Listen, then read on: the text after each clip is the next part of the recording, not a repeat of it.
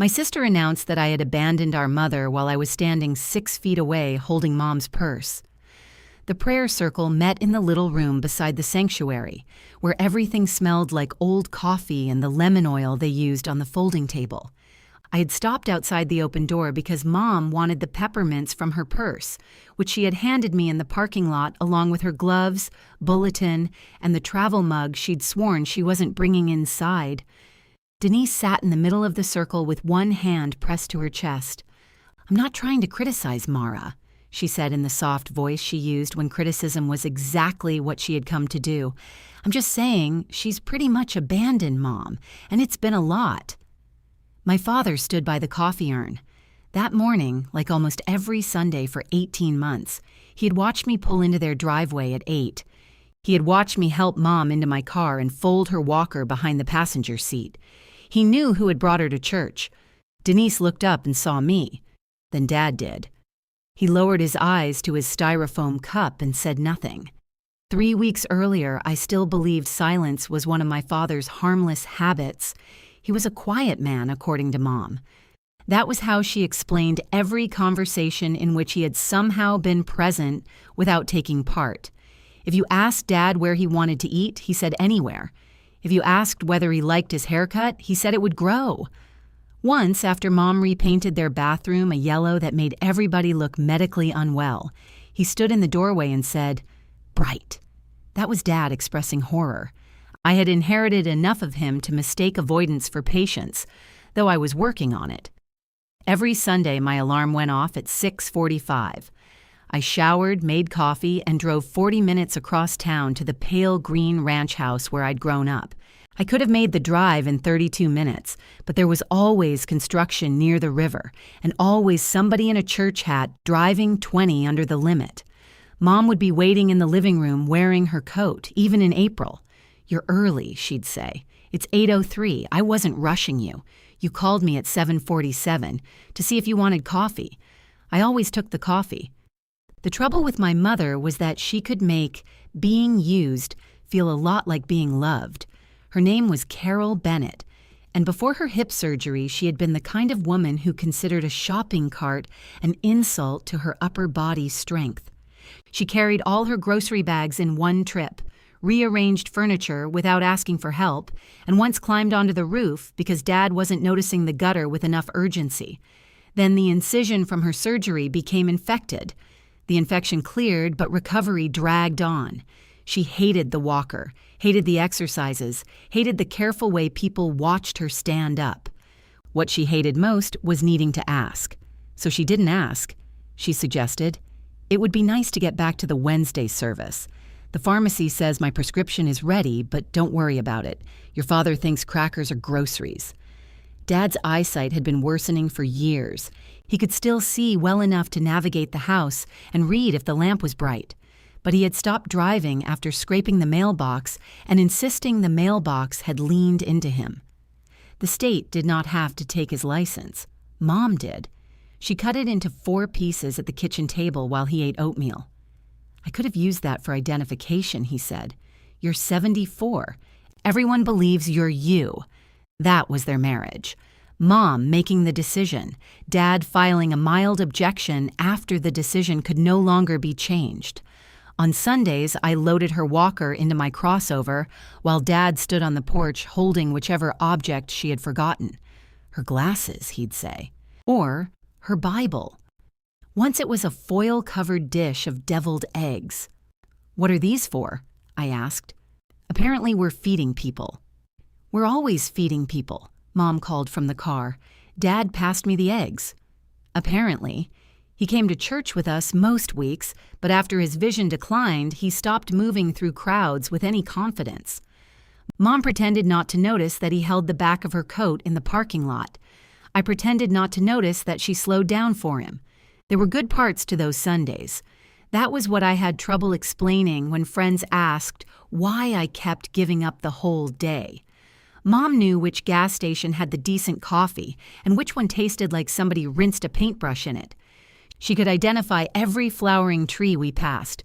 When traffic slowed near the river, she told stories about the year it flooded the church basement and Pastor Lou tried to save the hymnals in fishing waders.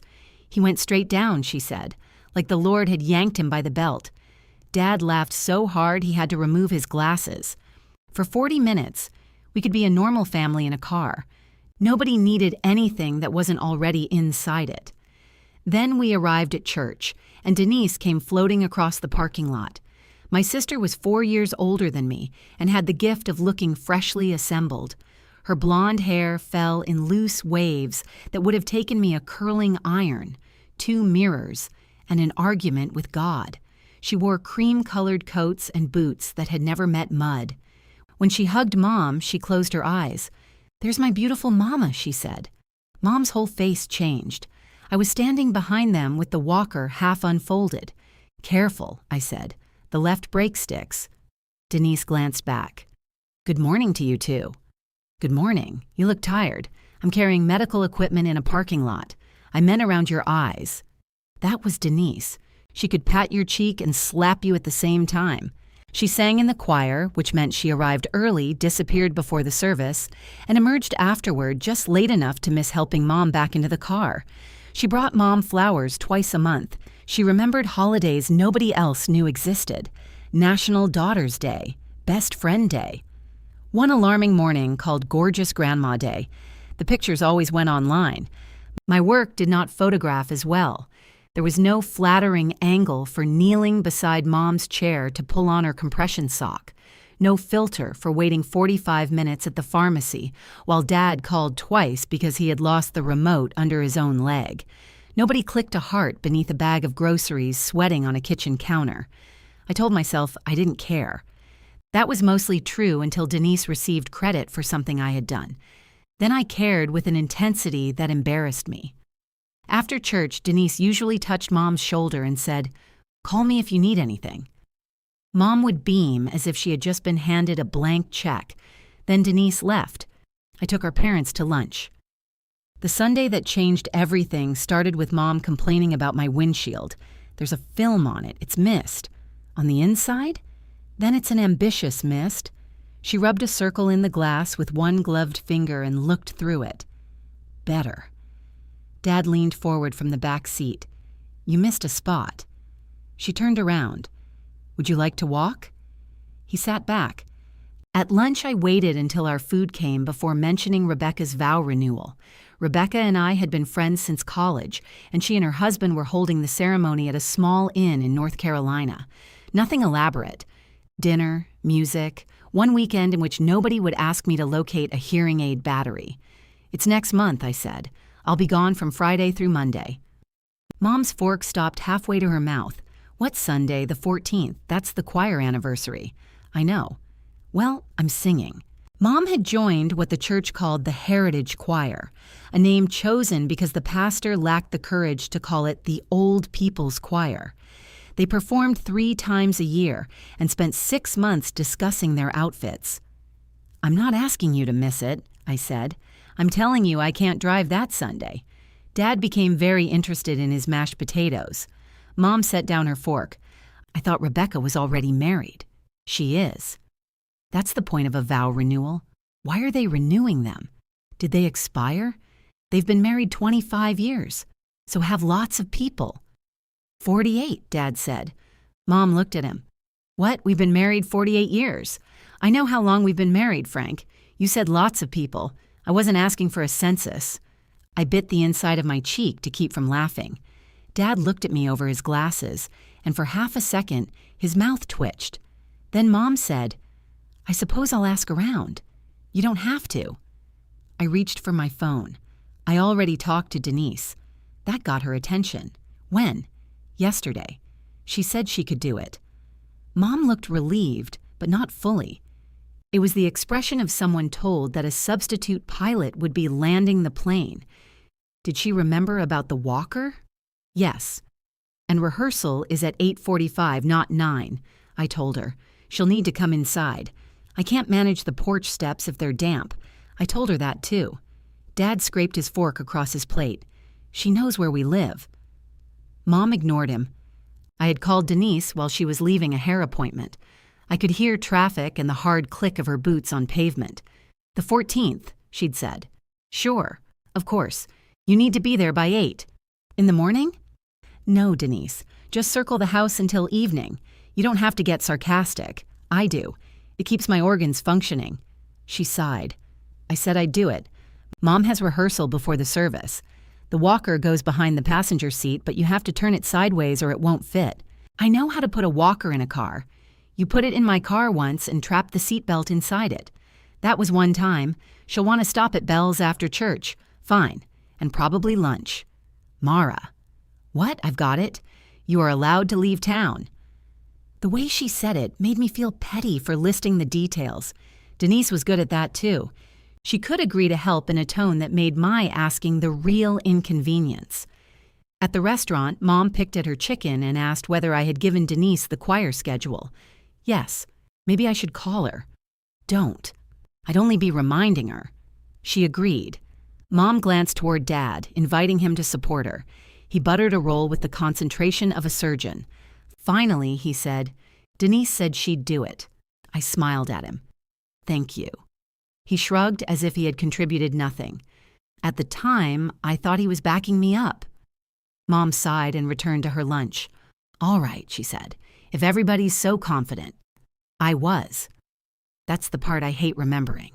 I was so confident that I booked the hotel that afternoon. I sent Denise the address, the rehearsal time, and a cheerful message thanking her. She replied with a thumbs up. That evening, Mom called to tell me I had left my travel mug in her kitchen. "Keep it until next Sunday," I said. "You'll forget. I drive there every week." There was a pause, then her voice softened. "I know you do, honey." For one stupid second, that was enough. The mug was waiting for me the next Sunday, upside down on a dish towel beside the sink. Mom had scrubbed off a coffee stain near the handle that I'd stopped noticing 6 months earlier. "You didn't have to do that," I said. "I was already washing dishes. You used the special little brush. It needed it."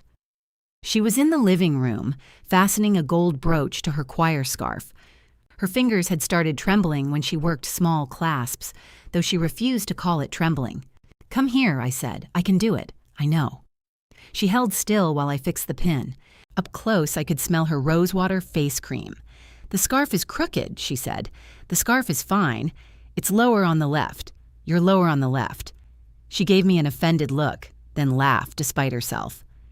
Denise arrived at church carrying pink tulips. She kissed Mom's cheek, presented the flowers, and accepted 3 compliments before we reached the sanctuary doors. "Where did you find tulips this time of year?" Mom asked. "The little market near my house. They must have cost a fortune. They were on sale. They don't look on sale." Denise smiled at me over Mom's head, pleased with the review. I had brought 2 bags of groceries, a refill from the pharmacy, and the blouse Mom wanted from the dry cleaner. The tulips won. While the choir warmed up, Mom called Denise over and went through the arrangements for my trip. "You know, rehearsal starts earlier next week." Denise tucked a piece of hair behind her ear. "I know. And the passenger door sticks sometimes. That's Mara's car. I'm taking mine." Mom looked at me. "Her car has functioning doors," I said. "It's one of the amenities." Denise laughed. "See? We'll be fine. The walker may not fit in your trunk." "It fits." "Have you tried?" "No, Mom, but it's not a dining room table." Mom touched Denise's wrist. "I appreciate you doing this. Of course.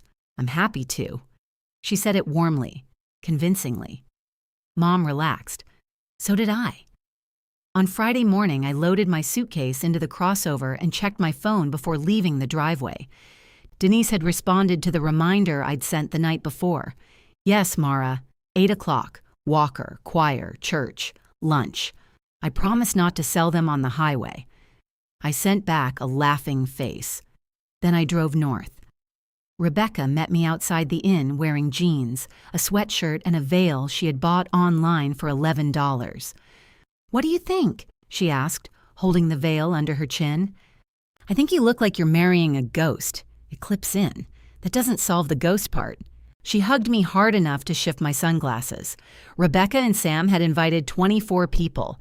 There were no matching dresses, no choreographed entrances, and no one pretending they had not already watched the couple argue about bathroom grout for 25 years. The ceremony took place Saturday evening under oak trees strung with lights. Sam cried before Rebecca did. Rebecca forgot half her vows and finished by saying, "You know what I mean?" He did. At dinner, my phone stayed in my purse. That was unusual enough that Rebecca noticed. "Are you having an out-of-body experience?" she asked. "I'm being present. You've touched your purse 4 times. I have not. You just did it again." I moved my hand to the table. "What if something happens?" I asked. "To your purse?" "To my parents. They have your number. My sister is covering." Rebecca sipped her wine, then let her. She knew enough about Denise to put weight behind those 3 words. I am. No, you're physically in North Carolina while spiritually circling your mother's house.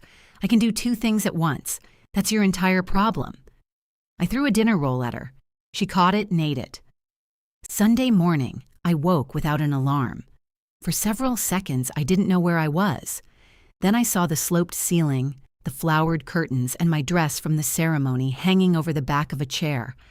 My phone showed 3 missed calls, all from Mom. The first had come at 8:06, the last at 8:31. I called before I was fully sitting up. Dad answered. "Hey," he said. His voice was too careful. "Where's Mom?" "Living room." "Did Denise come?" "Not yet." I looked at the clock. It was 8:37. "Has anybody called her?" "Your mother has." "Is she answering?" "No." I got out of bed and started pacing barefoot across the cold floor. "Put Mom on." There was a rustle, then Mom said, "Don't worry about it." That sentence had never once meant not to worry. "What did Denise say?" "She hasn't said anything." "Did you text her?" "Twice." "Call again." "I'm not begging my own daughter to pick me up." Her voice was clipped and formal. I could picture her in the blue choir dress, sitting upright in Dad's recliner because it was easier to rise from. Walker in front of her, purse on her lap. "I'll call her." "No, you're at Rebecca's. I can still make a phone call." "Mara, leave it alone." "Mom, rehearsal starts in 8 minutes. I am aware." I called Denise. It rang until voicemail. I called again. Then I texted. "Where are you?" "Mom is waiting." No response. My first instinct was to pull on jeans and drive home, which made no sense. I was more than 4 hours away. By the time I reached them, the choir would be finished, lunch would be over, and Mom would still have spent the morning waiting. I called Gloria Keene, who lived near my parents and attended the same service. She answered in a whisper, "Mara, we're already in the sanctuary. I'm sorry. Is there any chance you could pick up Mom? Right now? I know it's late." "I would, honey, but Tom brought the little car. Her walker won't fit unless we put the top down, and I don't think Carol would appreciate arriving like she's in a parade." Despite everything, I almost laughed. "I'll figure something else out. Is Denise sick?" "I don't know." The question irritated me because it was the only explanation that gave Denise any grace, and everyone reached for it automatically. At 9:04, she finally texted, "Migraine. I can't drive like this. Tell Mom I'm sorry." I called her immediately. She declined the call. I stared at the screen, then sent, "You could have told someone an hour ago." 3 dots appeared, disappeared, appeared again. I just woke up. "Please don't attack me while I'm sick." I called Mom back. She didn't answer. Dad did. She saw the message, he said. "How?" I read it to her. "What is she doing?" "Sitting." That one word stayed with me. "Can you get her to change clothes?" I suggested it. "And?" She said she's comfortable. She's wearing choir shoes. I know. In the hallway outside my room, people laughed on their way down to breakfast. A door closed. Someone called for more towels. "Dad, I'm sorry. You didn't do anything." It was exactly the right thing to say, which made me want to cry. "Tell her I'll call later. I will." Rebecca found me sitting on the edge of the bed with one shoe on. "She didn't show?" she asked. I shook my head. "Is your mom okay?" She's dressed and sitting in the living room. Rebecca sat beside me. She didn't say I told you so. That was one of the reasons we had remained friends for 23 years. I should have arranged a backup, I said. You arranged your sister. I knew Mom was worried. Your mother is worried when a restaurant has too many empty tables. I could have called Gloria yesterday and said, what? My adult sister has confirmed 5 times, but I assume she's lying?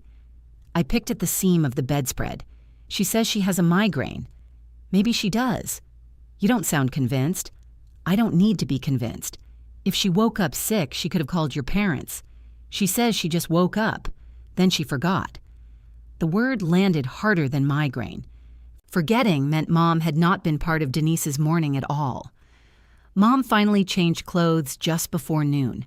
Dad told me later that she removed the brooch first and left it on the side table. He made toast.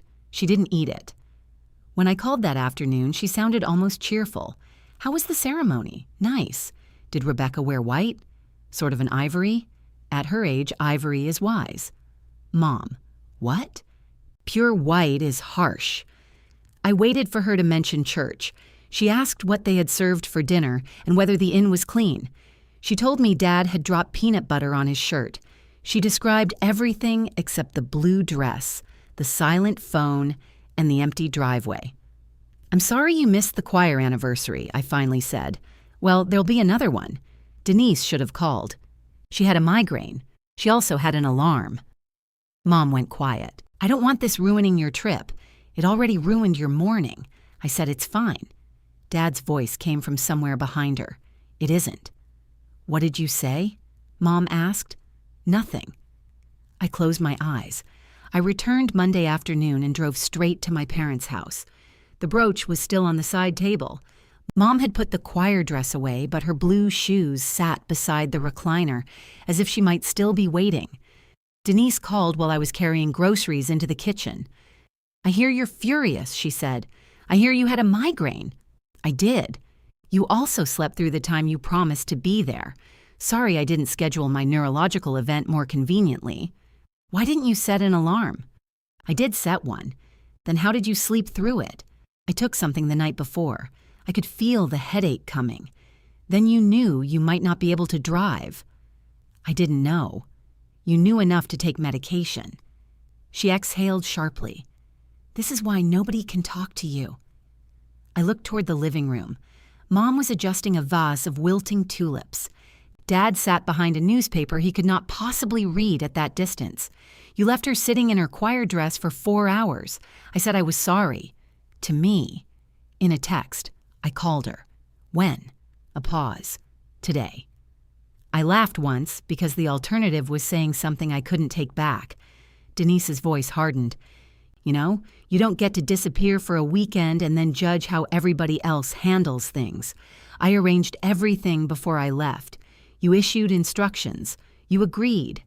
I agreed to drive her one time, not become responsible for her entire emotional state.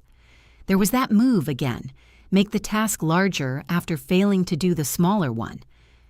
I didn't ask you to manage her emotions, I said. I asked you to show up. Well, maybe if you hadn't been checking out for months, one missed Sunday wouldn't feel like such a crisis. I stopped in the kitchen doorway. What does that mean? It means driving isn't the same thing as being there, Mara. Before I could answer, she said she needed to lie down and hung up. The next Sunday, Mom barely spoke during the ride to church. Her purse rested upright on her lap, both hands clasped over it. In the parking lot, she asked me not to start anything with Denise. I haven't even seen her. I know how you get. How do I get? You want things settled immediately. I want her to apologize to you. She did. Today doesn't count as immediately? Mom pressed her lips together. Gloria met us near the sanctuary and offered to walk Mom inside while I folded the walker. Dad followed them. I caught up near the prayer room where Mom remembered she wanted her peppermints. She handed me her purse. The door was open. Denise was already speaking. The first thing I noticed after Dad lowered his eyes was the sound of the coffee urn sputtering behind him. Nobody else spoke. I stepped into the doorway. Denise's hand fell from her chest. Oh, she said. Mara. Gloria touched my arm as she passed. Your parents become inconvenient only once, honey. Mom heard her. She could have corrected everything with 6 words. My daughter drives me every Sunday. Instead, she looked at the purse in my hand and said, "Did you find my peppermints?" "They're in the little zippered pocket," I said. Mom held out her hand. I unzipped the pocket, found the roll, and gave it to her. The cellophane crackled loudly enough to fill the room. Denise stood up. We were just praying. For Mom. For the family. Mrs. Wallace studied her shoes. 2 women I didn't know became fascinated by the basket of artificial ivy on top of a filing cabinet. Dad removed the plastic stirrer from his coffee and set it on a napkin, though there had been nothing in his coffee to stir. "What are we praying for?" I asked. "Mara," Mom warned, "I'd like to know what I should ask God to fix." Denise crossed her arms. This is exactly what I didn't want. What, me hearing it? A confrontation at church. You could have avoided that by not telling people I abandoned our mother at church. I said you'd pretty much abandoned her. Oh, good. I feel much better. I wasn't talking about transportation. The sentence was so close to what she'd said on the phone that it sounded rehearsed.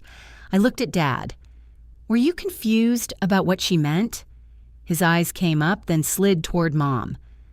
"Let's go sit down," Mom said. "The prelude's already started." Nobody moved. Denise gave the prayer circle a sad, embarrassed smile. It was a good smile. It said, "Families are hard and I am doing my best. Mara thinks because she drives Mom, that means everything is fine," she said. I was only trying to explain that there's more to caring for someone than checking tasks off a list.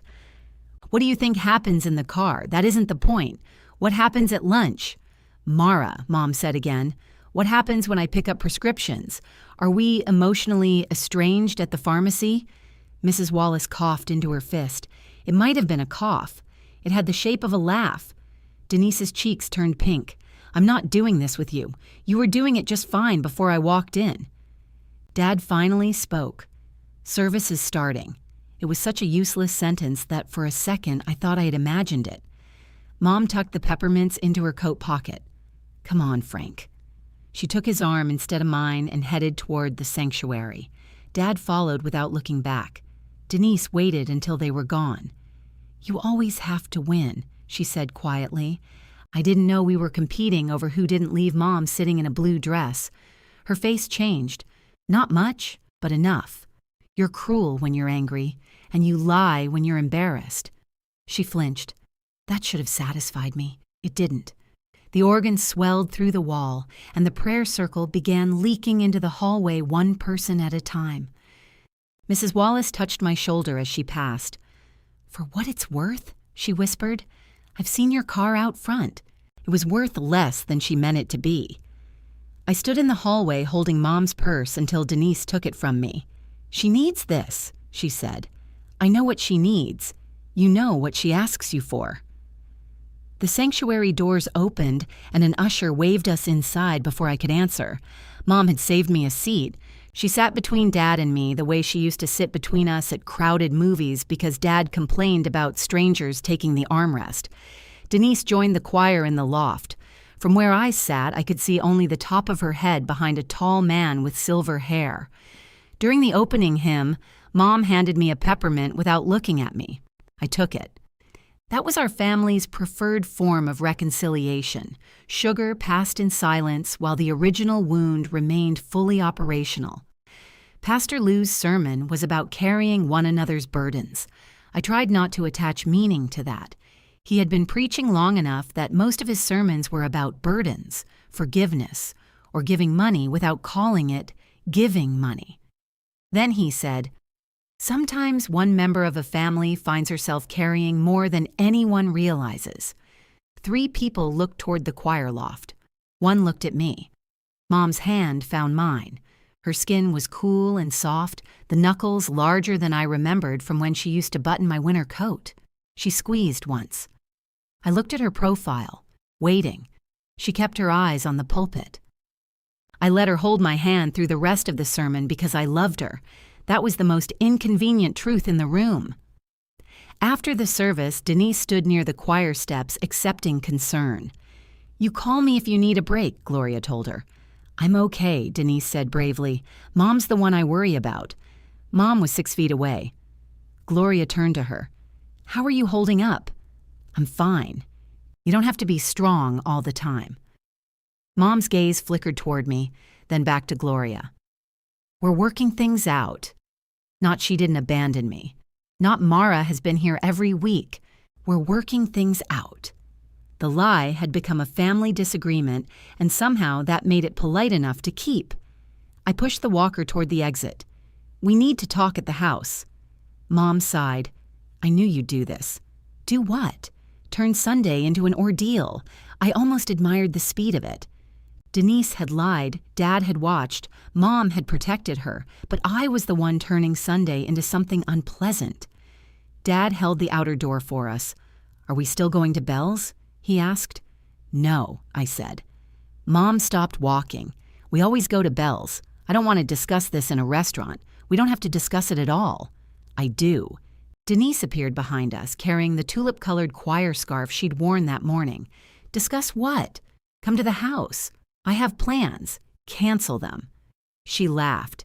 You don't get to summon me. Mom closed her eyes briefly. Please, Denise. That worked. It always did. At my parents' house, Mom lowered herself into her usual kitchen chair and immediately began rearranging the mail. Dad took 4 glasses from the cabinet, filled 3, then went back for the 4th as if the arithmetic had surprised him. Denise stayed standing. I have about 20 minutes, she said. You had longer for the prayer circle, I said. Here we go. I placed both palms on the kitchen table. What exactly did you tell them? I asked for prayer. Using what words? I don't remember every word. You said I had pretty much abandoned Mom. I said it felt like that. To whom? Some women at church. Which women? Why? So you can interrogate them? So I can know how many people think I'm neglecting the woman I drive there every Sunday. Mom pushed a grocery circular into line with the edge of the table. People at church have short memories. They remembered long enough to give me advice in the hallway. Gloria means well. She told me parents become inconvenient only once. Dad sat down slowly. That doesn't make any sense. We all looked at him. He shrugged. They're inconvenient repeatedly. Mom stared at him. What? He asked. Under any other circumstances, I would have laughed. Denise pulled out a chair but did not sit. This isn't about mileage, Mara. You left town knowing Mom was anxious. I left town knowing you had agreed to drive. You gave me an itinerary. I gave you a time and an address you've known since 1998. You don't hear the way you talk to people, and you don't hear alarms.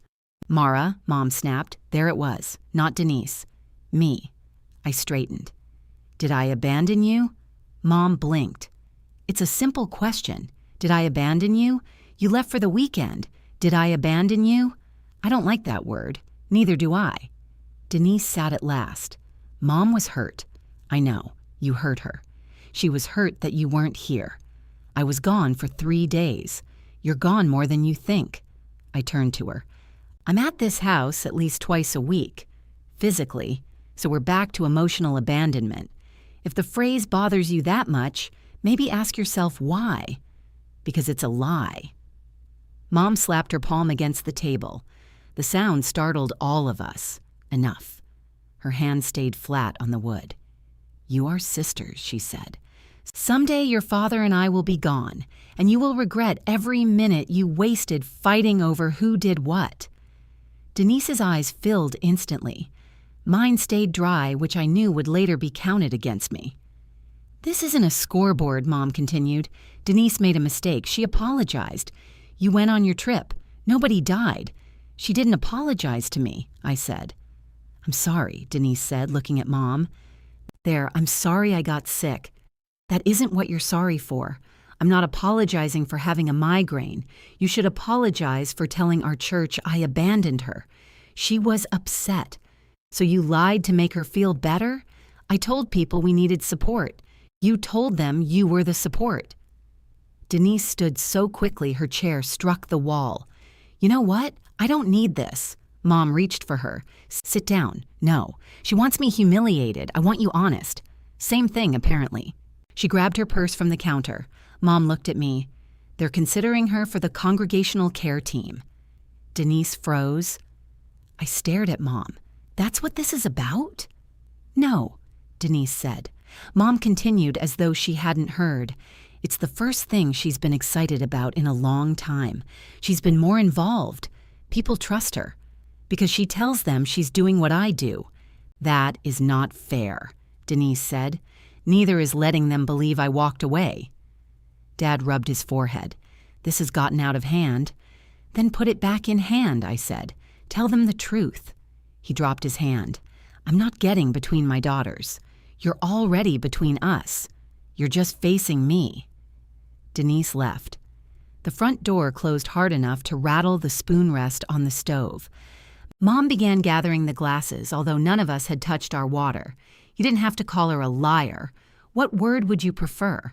I would prefer some grace. For her. For everyone. She carried the glasses to the sink one at a time, using the counter for balance when she thought I wasn't watching. Dad followed me outside when I went to my car. She knows what you do, he said. I turned. Who? Your mother. Does Denise? He shoved his hands into his jacket pockets. I know what you've done for us. Then why didn't you say it? I'm saying it now. To me, alone, next to a trash can. He glanced toward the kitchen window. I didn't want to embarrass your sister in front of everybody. She embarrassed herself. You know how she gets when she feels attacked. I know how I get too. You calm down. The answer came so quickly he didn't hear it. I did. I thought you'd let it blow over, he continued. Your mother still needs you. Whatever Denise said doesn't change that. There it was, the assumption beneath every quiet thank you. I would calm down. I would come back. I would do what needed doing. I walked into the house and took my travel mug from the drying rack. Starting next Sunday, I said, I'm not responsible for church rides, groceries, prescriptions, or calls that can wait until morning. Mom gripped the sink. Who's going to drive us? You'll need to arrange that. This is punishment. No. I put the mug in my bag. Punishment would mean I'm taking away something you were entitled to. Dad stood in the doorway behind me. I looked at both of them. You were never entitled to every Sunday of my life. Mom's mouth opened, but Dad spoke first. You don't mean forever. I mean, I'm done being the automatic answer. That's not forever. It doesn't have an expiration date. Mom leaned against the sink. You can't just announce this with no warning. You have a week. A week is no warning. It was enough time for Denise. That's different. Why? Neither of them answered. I slung my bag over my shoulder. The travel mug knocked against my hip through the canvas. I'll still visit, I said. I'll come by every other Thursday after work. I'll call. If there's a genuine emergency, call me, but I'm not your transportation department anymore. Mom's eyes narrowed. So now I need an appointment to see my own daughter. No, you need an appointment for my labor. Listen to yourself. I finally am. Dad opened the door for me. Whether he meant to let me leave or simply didn't know what else to do with his hands, I couldn't tell. Mom called after me. What am I supposed to tell people? That stopped me. Not how will I get to church? Not are you really leaving angry? What am I supposed to tell people? I looked back at her. Try the truth. The door clicked shut behind me before I reached the car. I sat in the driver's seat with both hands on the wheel. My body had the strange, light feeling that came after missing a step in the dark. The house looked exactly as it always had. Pale green siding, Dad's cracked bird bath. The front curtain hanging 2 inches lower on the right because Mom refused to admit the rod was crooked. Nobody came to the window. My phone rang before I reached the highway. Denise. I let it ring twice, then answered. What did you do? She demanded. I drove home. Mom says you're refusing to help them. I'm refusing to keep the same schedule. Because you're mad at me. Because all 3 of you think being mad is the only reason I'd get to say no. You've made your point. I haven't made one. I made a decision. Same thing. No, a point is something everybody waits for me to get over. She went quiet for half a second. Then she said, Congratulations. Now everybody at church will think I was right. The cruelty of it was almost elegant. You're saying I have to keep driving Mom so your lie doesn't become believable? I'm saying you're punishing her to get back at me. You're available.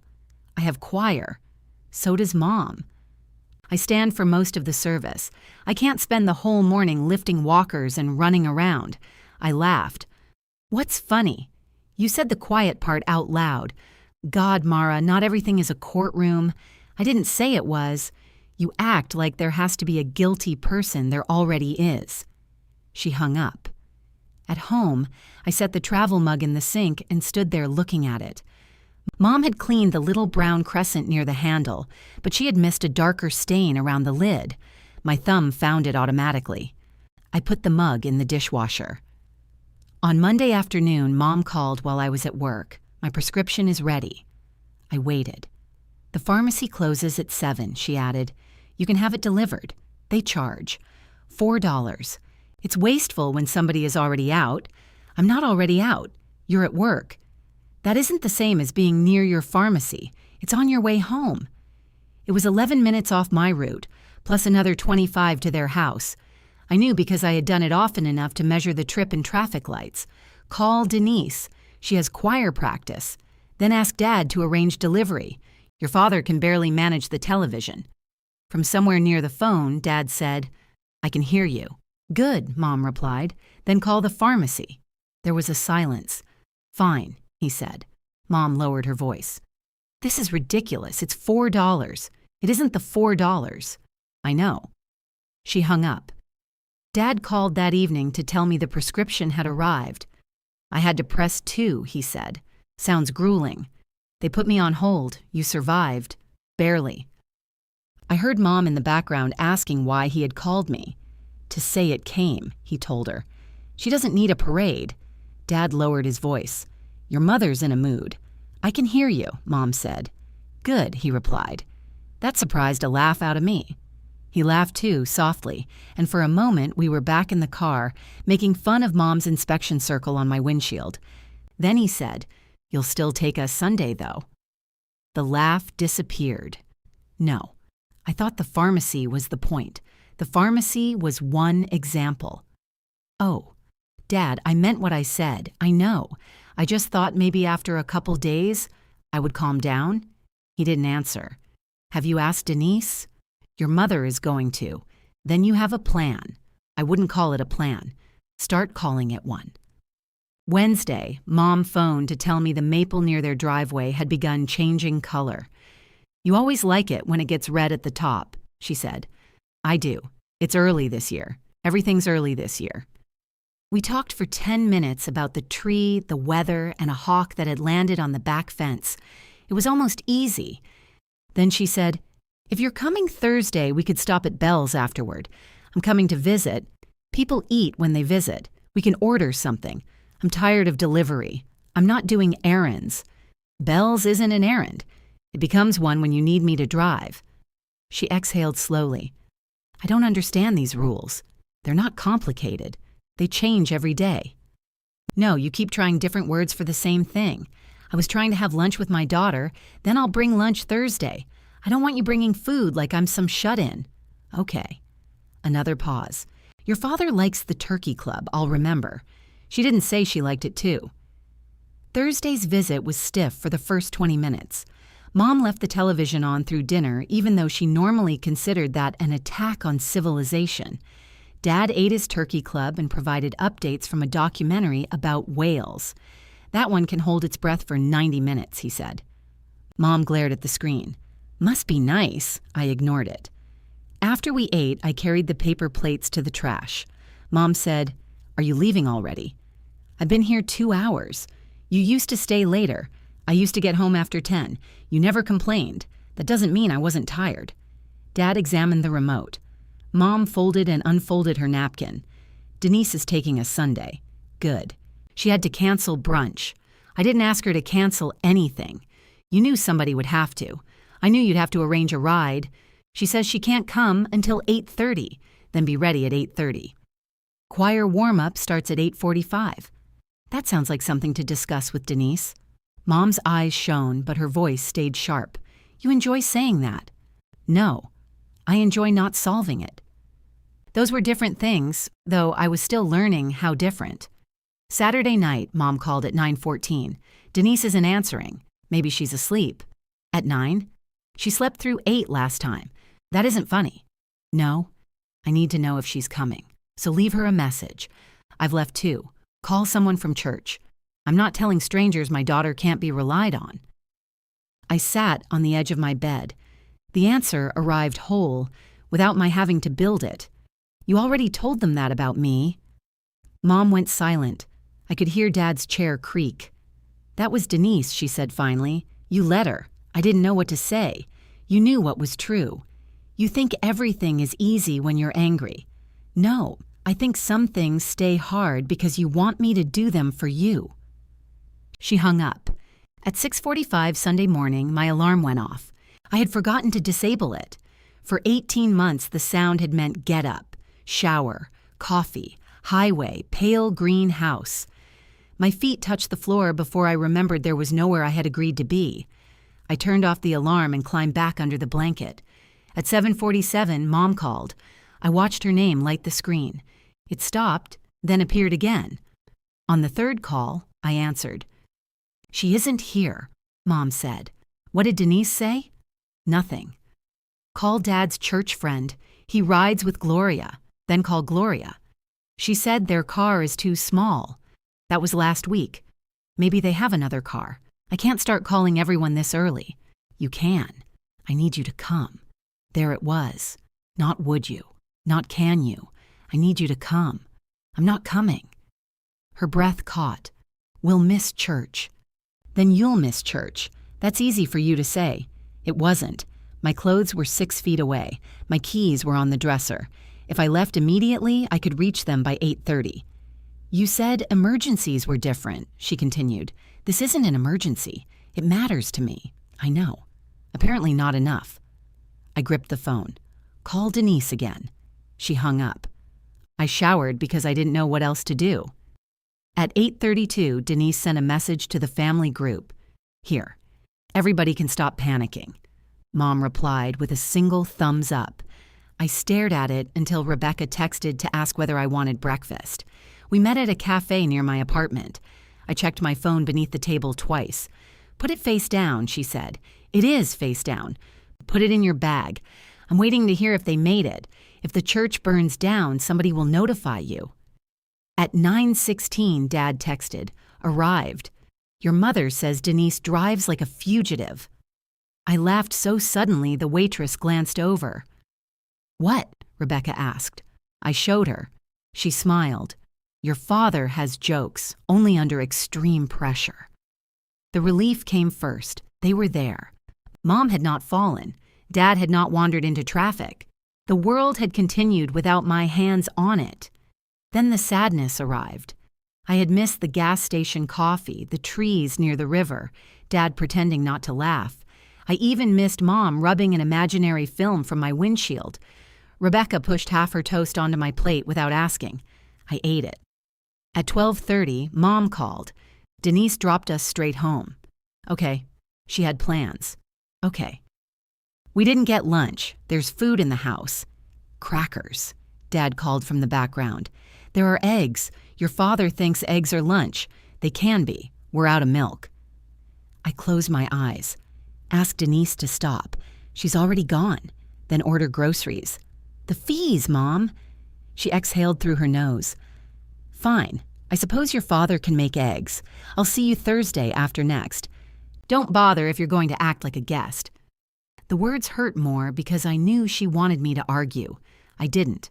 All right, I said. After she hung up, I took my phone into the bedroom and changed the Sunday alarm. I didn't delete it. I moved it to 10. The 10 o'clock alarm turned out to be unnecessary. I was awake at 6:43, staring at the ceiling and listening to the refrigerator cycle on and off in the kitchen.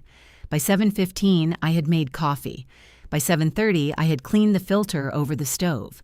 At 7:45, I caught myself standing beside my keys. I went back to bed, out of spite. Mom didn't call. Neither did Dad. At 8:20, Denise sent a photograph to the family group. Mom sat in the passenger seat wearing her red coat, lips pressed together. Dad was visible behind her, one eye closed against the flash. "Church crew," Denise had written beneath it. Mom responded with 3 red hearts. I put my phone in a drawer. Rebecca picked me up at 11 and took me to an outdoor market where people sold handmade soap, vegetables, and furniture painted colors furniture had never requested. She wanted a lamp. We spent 40 minutes examining lamps that looked like farm equipment. "This one is $300, I said. "It's vintage. It has a new cord. The base is vintage. The base is a plumbing pipe. You don't understand design. I understand extortion." She bought it anyway. While she negotiated with the seller, I checked my phone.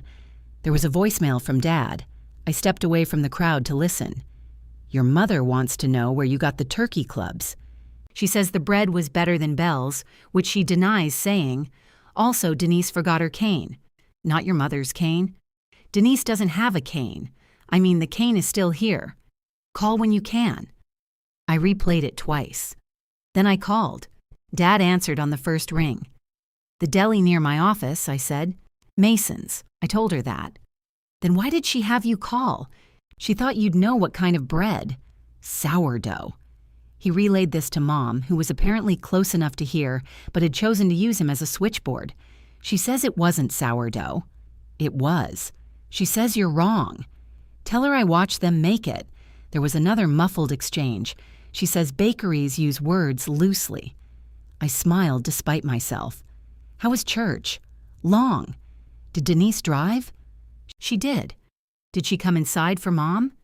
"Eventually." "What does eventually mean?" Dad paused. "Your mother says not to tell you." Mom's voice rose in the background. "Frank, I have to go," he said.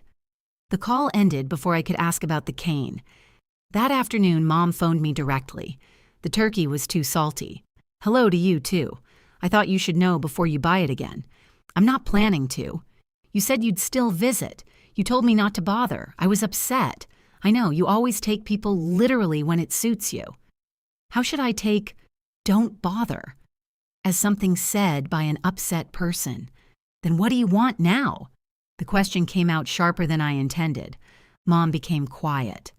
"I don't know," she said. It was the first honest sentence she had given me in weeks. I sat at the kitchen table. "I can come Thursday," I said. "Not to run errands. Just dinner. I could make meatloaf. You don't need to cook. I'm still capable of putting meat in a pan. I know, your father likes mashed potatoes.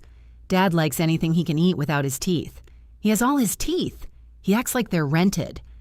Mom laughed, then covered it with a cough. Thursday dinner was less stiff. Dad had ordered groceries by phone and was so pleased with himself that he gave me a full review of the process. "The man brought green bananas," he said. "You selected green. I selected 6. Mom set the bowl on the table. "He bought enough canned soup to survive a maritime disaster. It was on sale. You don't even like mushroom." I panicked. I looked in the pantry. There were 12 cans. What happened? The woman asked if I wanted to add anything else, and I felt rushed. Mom rolled her eyes, but she put 2 cans in a bag for the church pantry. I stayed until 9. Nobody asked me to drive anywhere. As I left, Mom handed me a folded newspaper article about a hiking trail along the river. "You said you wanted to walk more," she said. "I did. It might be muddy. I own shoes. Not good ones. Good night, Mom. Call when you get home." I did. The next Sunday, Gloria and Tom drove my parents. Tom had borrowed his brother's SUV so the walker would fit. Mom called it very generous in the same tone she used for food she disliked at potlucks. Gloria posted a photograph from the church lobby. Mom and Dad stood beside her, smiling. Denise had commented, "Families helping families." I stared at those 3 words until they blurred. Then I closed the app. I walked the trail from Mom's newspaper clipping. It was muddy. My shoes were not good. For the first mile, I thought about how much laundry I would have to do. On the second, the path curved beside the river, and the traffic noise disappeared. Red leaves floated near the bank. A heron stood in shallow water, perfectly still, looking more emotionally regulated than anyone in my family. I sat on a damp bench and drank coffee from the travel mug. The dark ring around the lid remained. I had run it through the dishwasher twice. Some stains were structural. Denise called while I was walking back. "Where are you?" she asked. "Outside." That narrows it down. "What do you need?" "I don't need anything. Can I call my sister?" "You can." She waited for me to make it easier. I didn't. Finally, she said, "Mom is telling people you're taking a break, okay? She makes it sound like you're exhausted." I am. She means unstable. I stepped around a puddle. "Did you correct her?" I didn't know what she wanted people to know. She knows what I want them to know. See, that's the problem. You're making everything about the wording. The wording is that I abandoned her. She isn't saying that now. Is she saying it wasn't true? Denise sighed. "People aren't discussing you as much as you think. You called me to discuss what people think. I called because this whole situation is making Mom miserable. Then correct the lie. And say what? Sorry, everybody, my sister is wonderful and I'm terrible? No.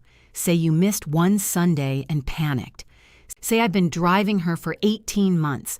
You want a confession. I want the truth to occupy the same room as the lie. This is exhausting. I know." She hung up. Dad became the family dispatcher. He called Gloria one week, Mrs. Wallace the next, and a man named Earl whose car smelled so strongly of pipe tobacco that Mom had to air out her coat on the porch. Every ride came with a new complaint. Gloria was too early. Earl braked with his entire body. Mrs. Wallace talked through the prelude. Denise played music Mom referred to as an assault with a drum machine. Dad reported each complaint to me in a dry voice. "Your mother would like transportation that arrives at 8:05, contains no odors, and does not speak unless addressed. She wants a limousine. She would complain about the driver's hat. How are you doing?" He hesitated. That was not a question we asked Dad often. He normally answered by reporting a household temperature. "I miss lunch," he said. I leaned against my desk. "We can have lunch Thursday." That's not what I meant. I know. Bells had been part of the rhythm. Mom ordered grilled chicken and then ate half Dad's fries. Dad complained about the prices and left 25% because he couldn't read the tip line well enough to calculate 18. I missed it too. But missing something was not the same as owing it. "I'll see you Thursday," I said. "All right." "Did Mom make you call?" "No." That surprised me more than it should have. Denise lasted 4 Sundays before calling from the parking lot at Bell's. I could hear Mom in the background saying something about handicapped spaces. "Do you know how long it takes her to get out of a car?" Denise asked. "Yes." "She won't let me help unless I stand exactly on her left." "I know." And Dad left his glasses at church. He has another pair in his coat pocket. He says those are reading glasses. They're all reading glasses. Denise lowered her voice. "She made me turn around because she forgot her choir folder. It was on the side table." "How did you know that? It's always on the side table." A car horn sounded. "Mom, I see it." Denise snapped away from the phone. Then to me, "And she wants bells every week." "Not every week. Sometimes she wants Dottie's. That isn't better. No, I can't spend 6 hours doing this every Sunday." The sentence hung between us. I waited. "What?" she demanded. "Nothing." "I have a life, Mara. So do I. You don't have choir obligations. I had other obligations. I kept canceling them. You chose to. I did. And now I'm choosing not to." Dad's voice came faintly through the phone. I found my glasses. Denise ignored him. "This rotation isn't sustainable," she said. "Mom hates asking strangers, and half these people shouldn't be driving. Then you and Dad should find another solution. Why is this my problem? Why was it mine? Because you started doing it." I stopped breathing for a second. There it was, the whole family system reduced to one sentence. I had done the kind thing often enough that it had become evidence of ownership. "Mom's coming," Denise said quickly. "I have to go. Tell her I said hi. She can hear you." Mom's voice moved closer. "Are you talking to Mara?" "Yes." Ask if she has my blue umbrella." Denise relayed the question anyway. "It's in the hall closet," I said. "She says it's not, behind Dad's brown coat." Another pause. Dad said, "Found it." Denise let out a sound somewhere between a groan and a laugh. "How do you know where everything is?" "Because I was there." She went silent. I thought for one hopeful second that she understood. Then she said, "Exactly." "So why are you making this difficult?" The hope vanished so cleanly it almost felt like relief. "I'll talk to you later," I said. "Mara," I ended the call. That Thursday, I arrived at my parents' house with 3 turkey clubs. Mom opened the door before I knocked. "You're 7 minutes late," she said. "Traffic. I thought maybe you weren't coming." I said I would. She stepped aside. On the kitchen table, she had set out my favorite coffee cup. It was the white one with the thin blue rim, the one nobody else used because the handle was too small. Dad was cutting the sandwiches into triangles. Mom watched me notice the cup. "I remembered," she said. Then, almost defensively, she added, "Somebody around here has to." That was true. Mom remembered the things that made me feel known. She remembered the cup, the extra pickles on my sandwich, the fact that I hated pulp and orange juice. She also remembered every mistake I had made since 1989, but memory was memory. I sat in my usual chair.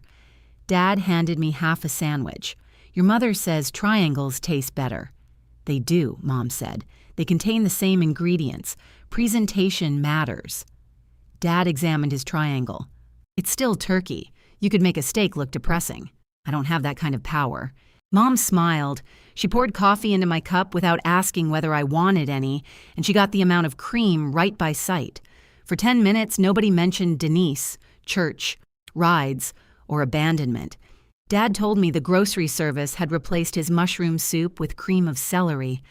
"I'm considering a complaint," he said. "You ate 2 cans. I needed evidence." Mom asked about the river trail.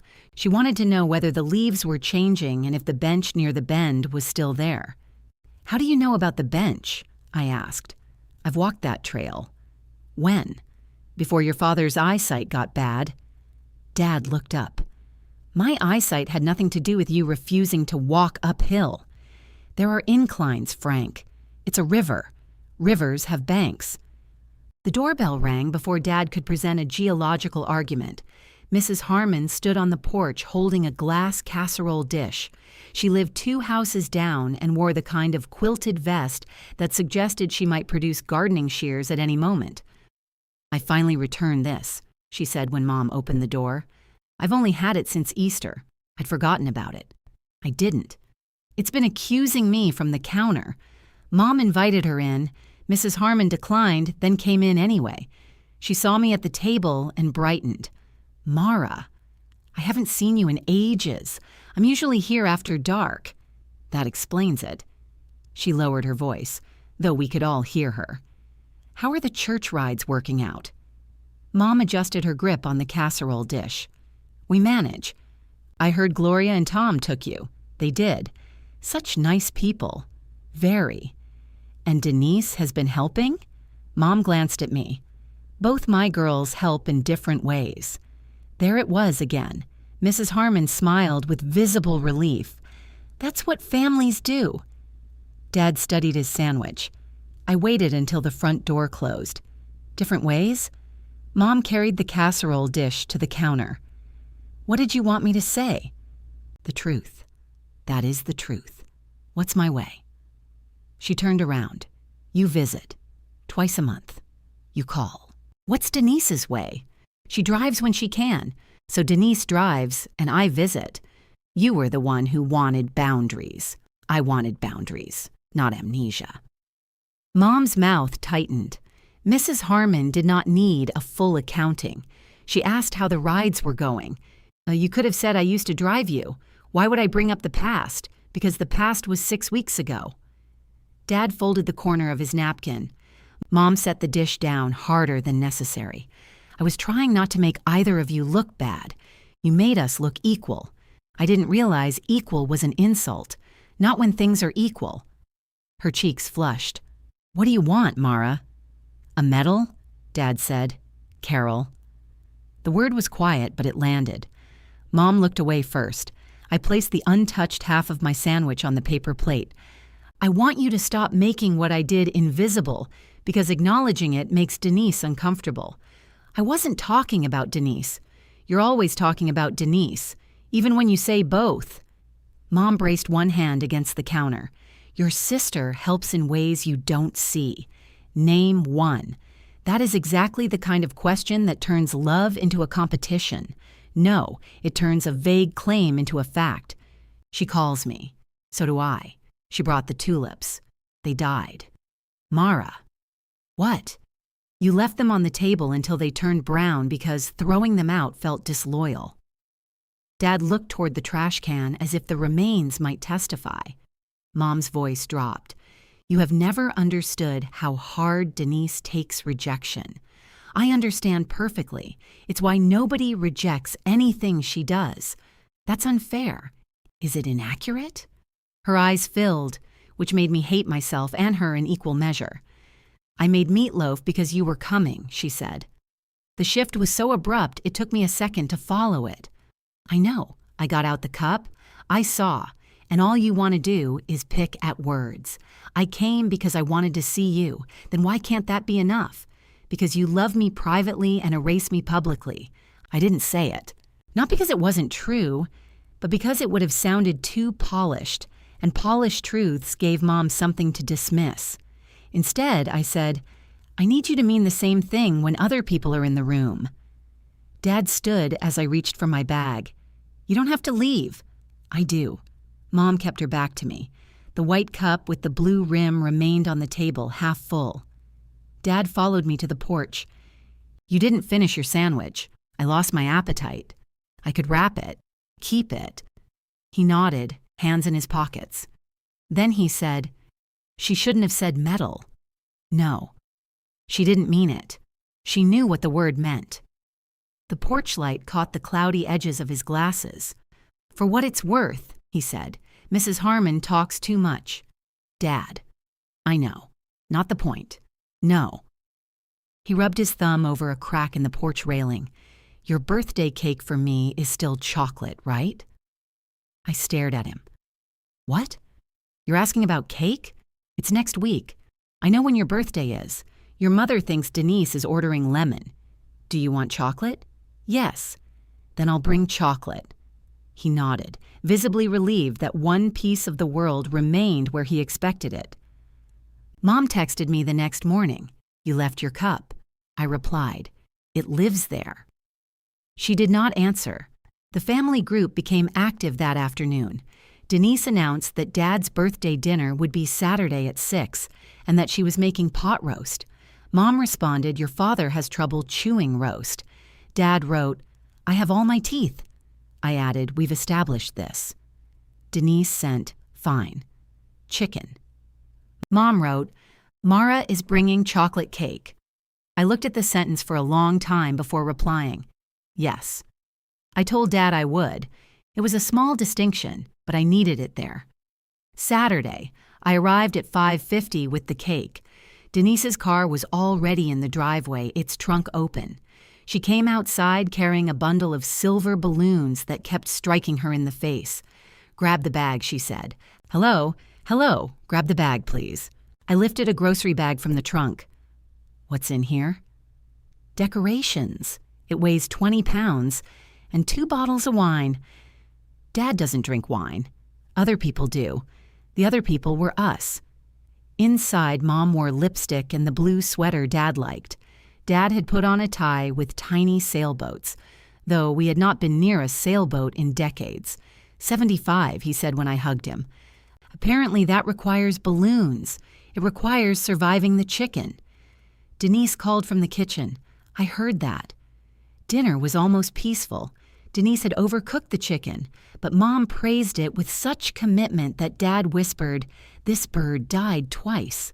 I choked on my water. Denise looked up. "What?" "Nothing," Dad said. After cake, she gave him a framed photograph of the 4 of us taken the previous Christmas.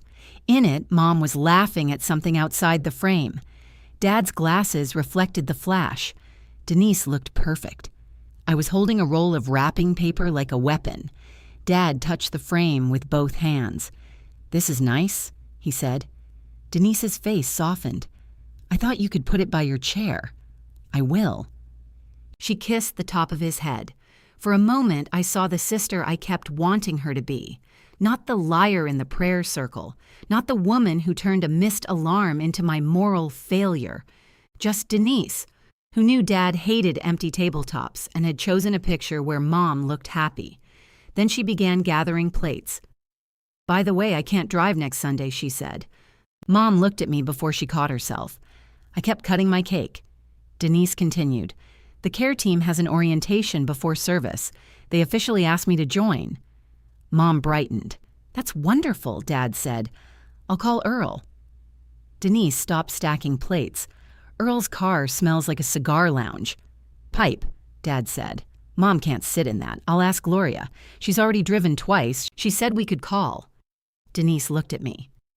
"Are you seriously going to make them ask again when you're sitting right here?" I swallowed the cake. "Yes." Mom stared at her plate. Denise laughed in disbelief. "It's Dad's birthday. His birthday is Saturday. You know what I mean." "I do. That's why it doesn't work." Dad wiped frosting from his fork. "I'll arrange it." His voice was still quiet, but this time nobody ignored him. Denise carried the plates into the kitchen. I helped Mom wrap the remaining cake. On my way out, Denise was beside her car, wrestling the deflated balloon strings into the trunk. "You could do one Sunday," she said. "So could you. I have orientation. For the care team, yes. The team that thinks you've been taking care of Mom alone. They don't think that. Gloria does. Gloria thinks mayonnaise is a seasoning. She also thinks I abandoned our mother." Denise slammed the trunk. "I didn't make you stop driving. No, you just wanted credit while I kept doing it." She folded her arms against the cold. "You know what Mom is like," she said. "Nothing is ever right. The car is too cold. The seat is too low. Lunch is too late. She tells me where to turn while Dad asks what every sign says. I know. I don't know how you did it every week." The admission came out small and unwilling. I waited, then she looked at me. "Maybe you liked being necessary." It struck because part of it was true. Denise saw that. She opened her car door and left before I could decide whether honesty still counted when it was used as a knife. Dad was standing behind the screen door when I went back for my purse. "You forgot this," he said. "Thanks." He handed it to me, then glanced toward the street where Denise's taillights had vanished. "I'll call Gloria tomorrow. You're getting good at this." At calling people? At figuring things out. He looked down at the photograph tucked under his arm. "I don't know how to figure out this family." For once, he had not disguised the question as weather, groceries, or cake. I touched his sleeve. "Start by saying what you know." He looked at me through the screen. "I know you came," he said. It wasn't enough, but it was the first time he had said it before I left. I thought about Denise's accusation all week. Maybe you liked being necessary. The sentence followed me into the grocery store, the shower, and a meeting at work where I nodded through 15 minutes of discussion about toner. I wanted it to be completely false. That would have been convenient. It wasn't. I had liked knowing which drawer held Mom's choir scarves and how Dad took his coffee. I liked being the person the pharmacy recognized by voice. There was satisfaction in arriving at a problem and finding that I already understood its shape. Being needed was warm right up until I tried to leave. At Thursday dinner, Dad asked whether I planned to attend church that Sunday. Mom kept her attention on the peas she was pushing around her plate. "I haven't decided," I said. "The Heritage Choir is singing," Dad said. "I know." Mom looked up. "How?" "You left the program on the counter. I didn't leave it for you." "Okay. I only meant you shouldn't feel obligated." "I don't." She looked offended. Dad lifted his water glass to hide his mouth. I said, "Do you want me there?" Mom stabbed a pea. It escaped and rolled toward her placemat. I don't care for that kind of question. What kind? The kind where there's only one acceptable answer. There are at least two. You know I want you there. Then say that. She put down her fork. I want you there. The words sounded pulled through a narrow opening, but they made it out. I'll come.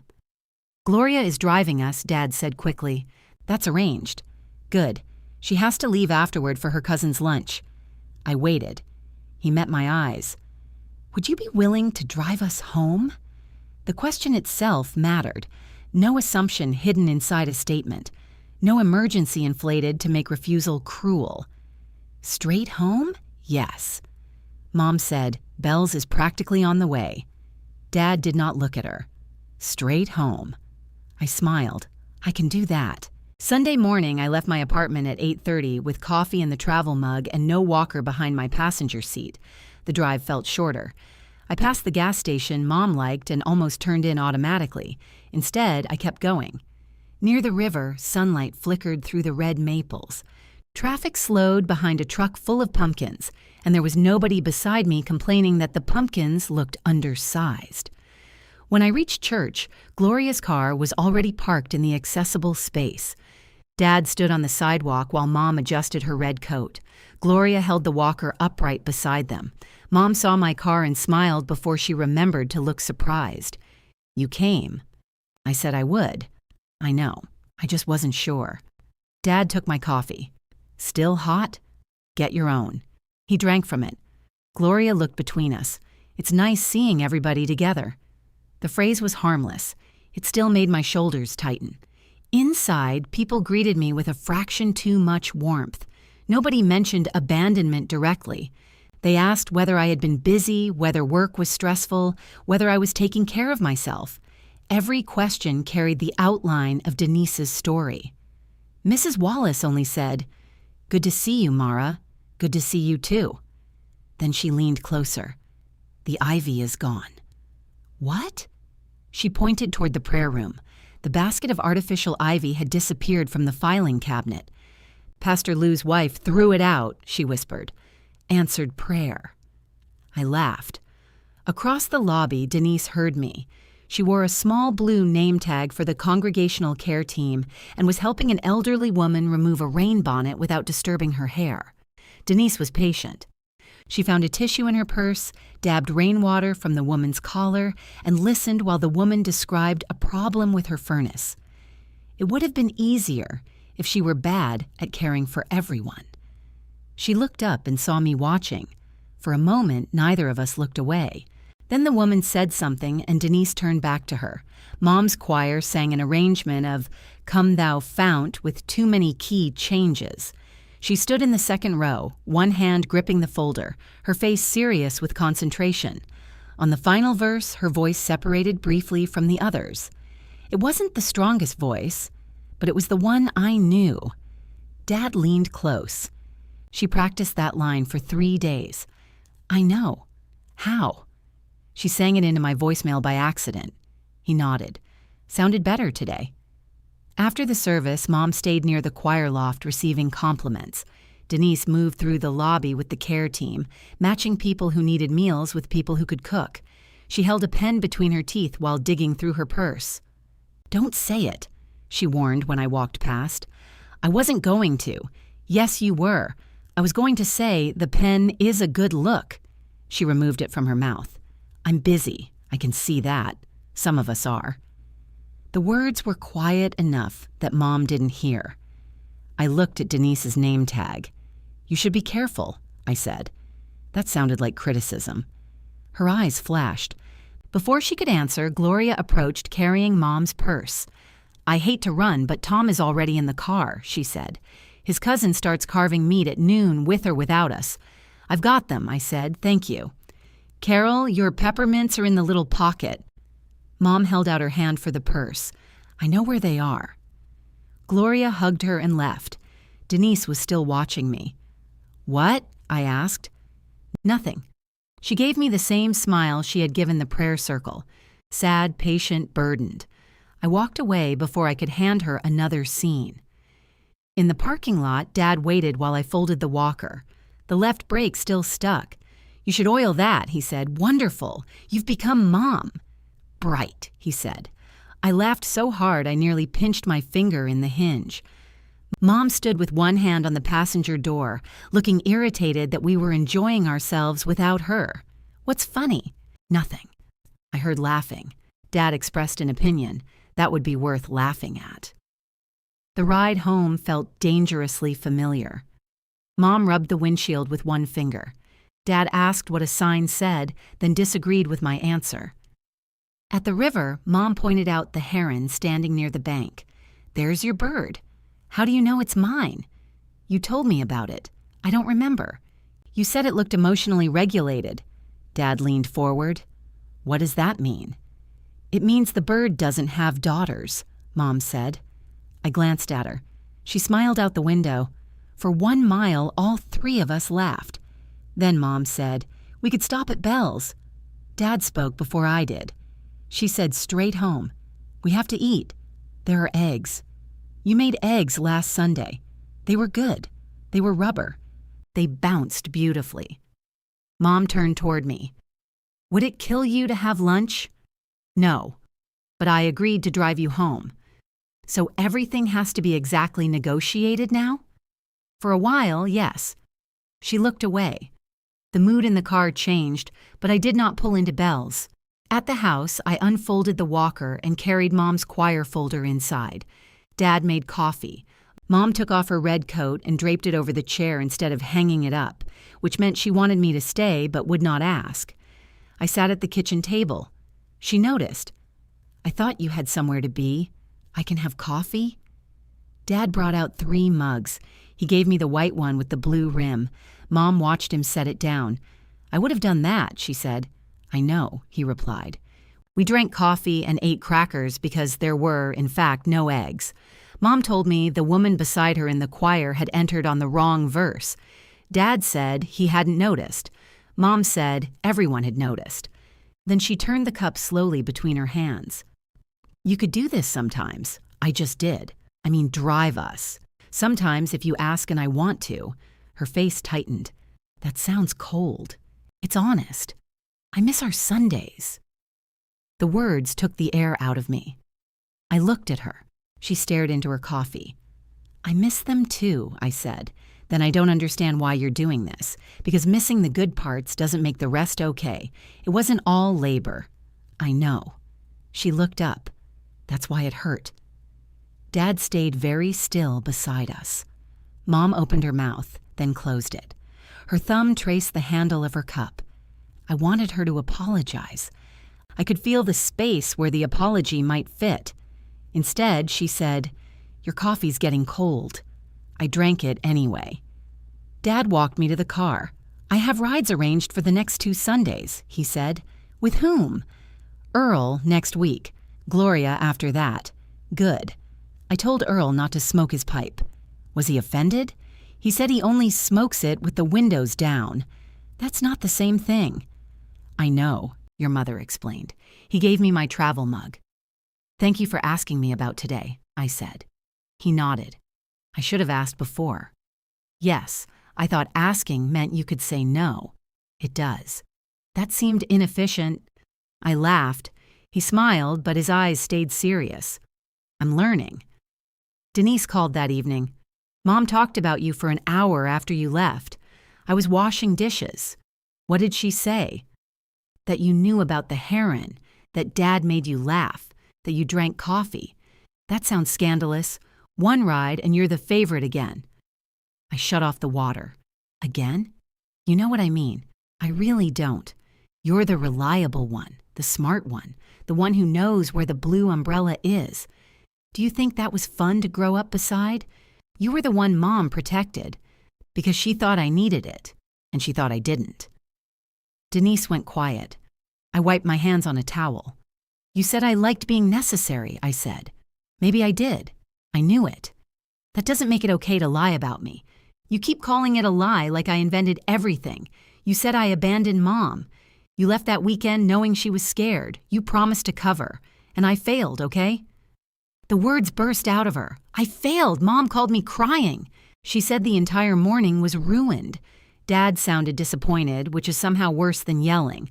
I felt like garbage. So you made me the reason. I told people I was trying.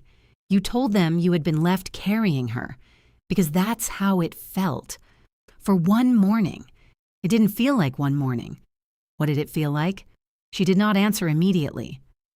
Finally, she said, like everybody already knew you were the better daughter. I sat down at the kitchen table. Denise. No, don't use that voice. What voice? The one where you understand me so you can stay right. I'm trying to understand why you won't correct it. Because it's old news now. It isn't old while people still believe it. Maybe they believe it because you stopped showing up. I closed my eyes. When I opened them, the travel mug sat near the sink. Mom's cleaning had faded the stain near the handle. The dark ring around the lid remained. You still don't get it, I said. I get that Mom misses you. That isn't the part you're responsible for. I ended the call before she could answer.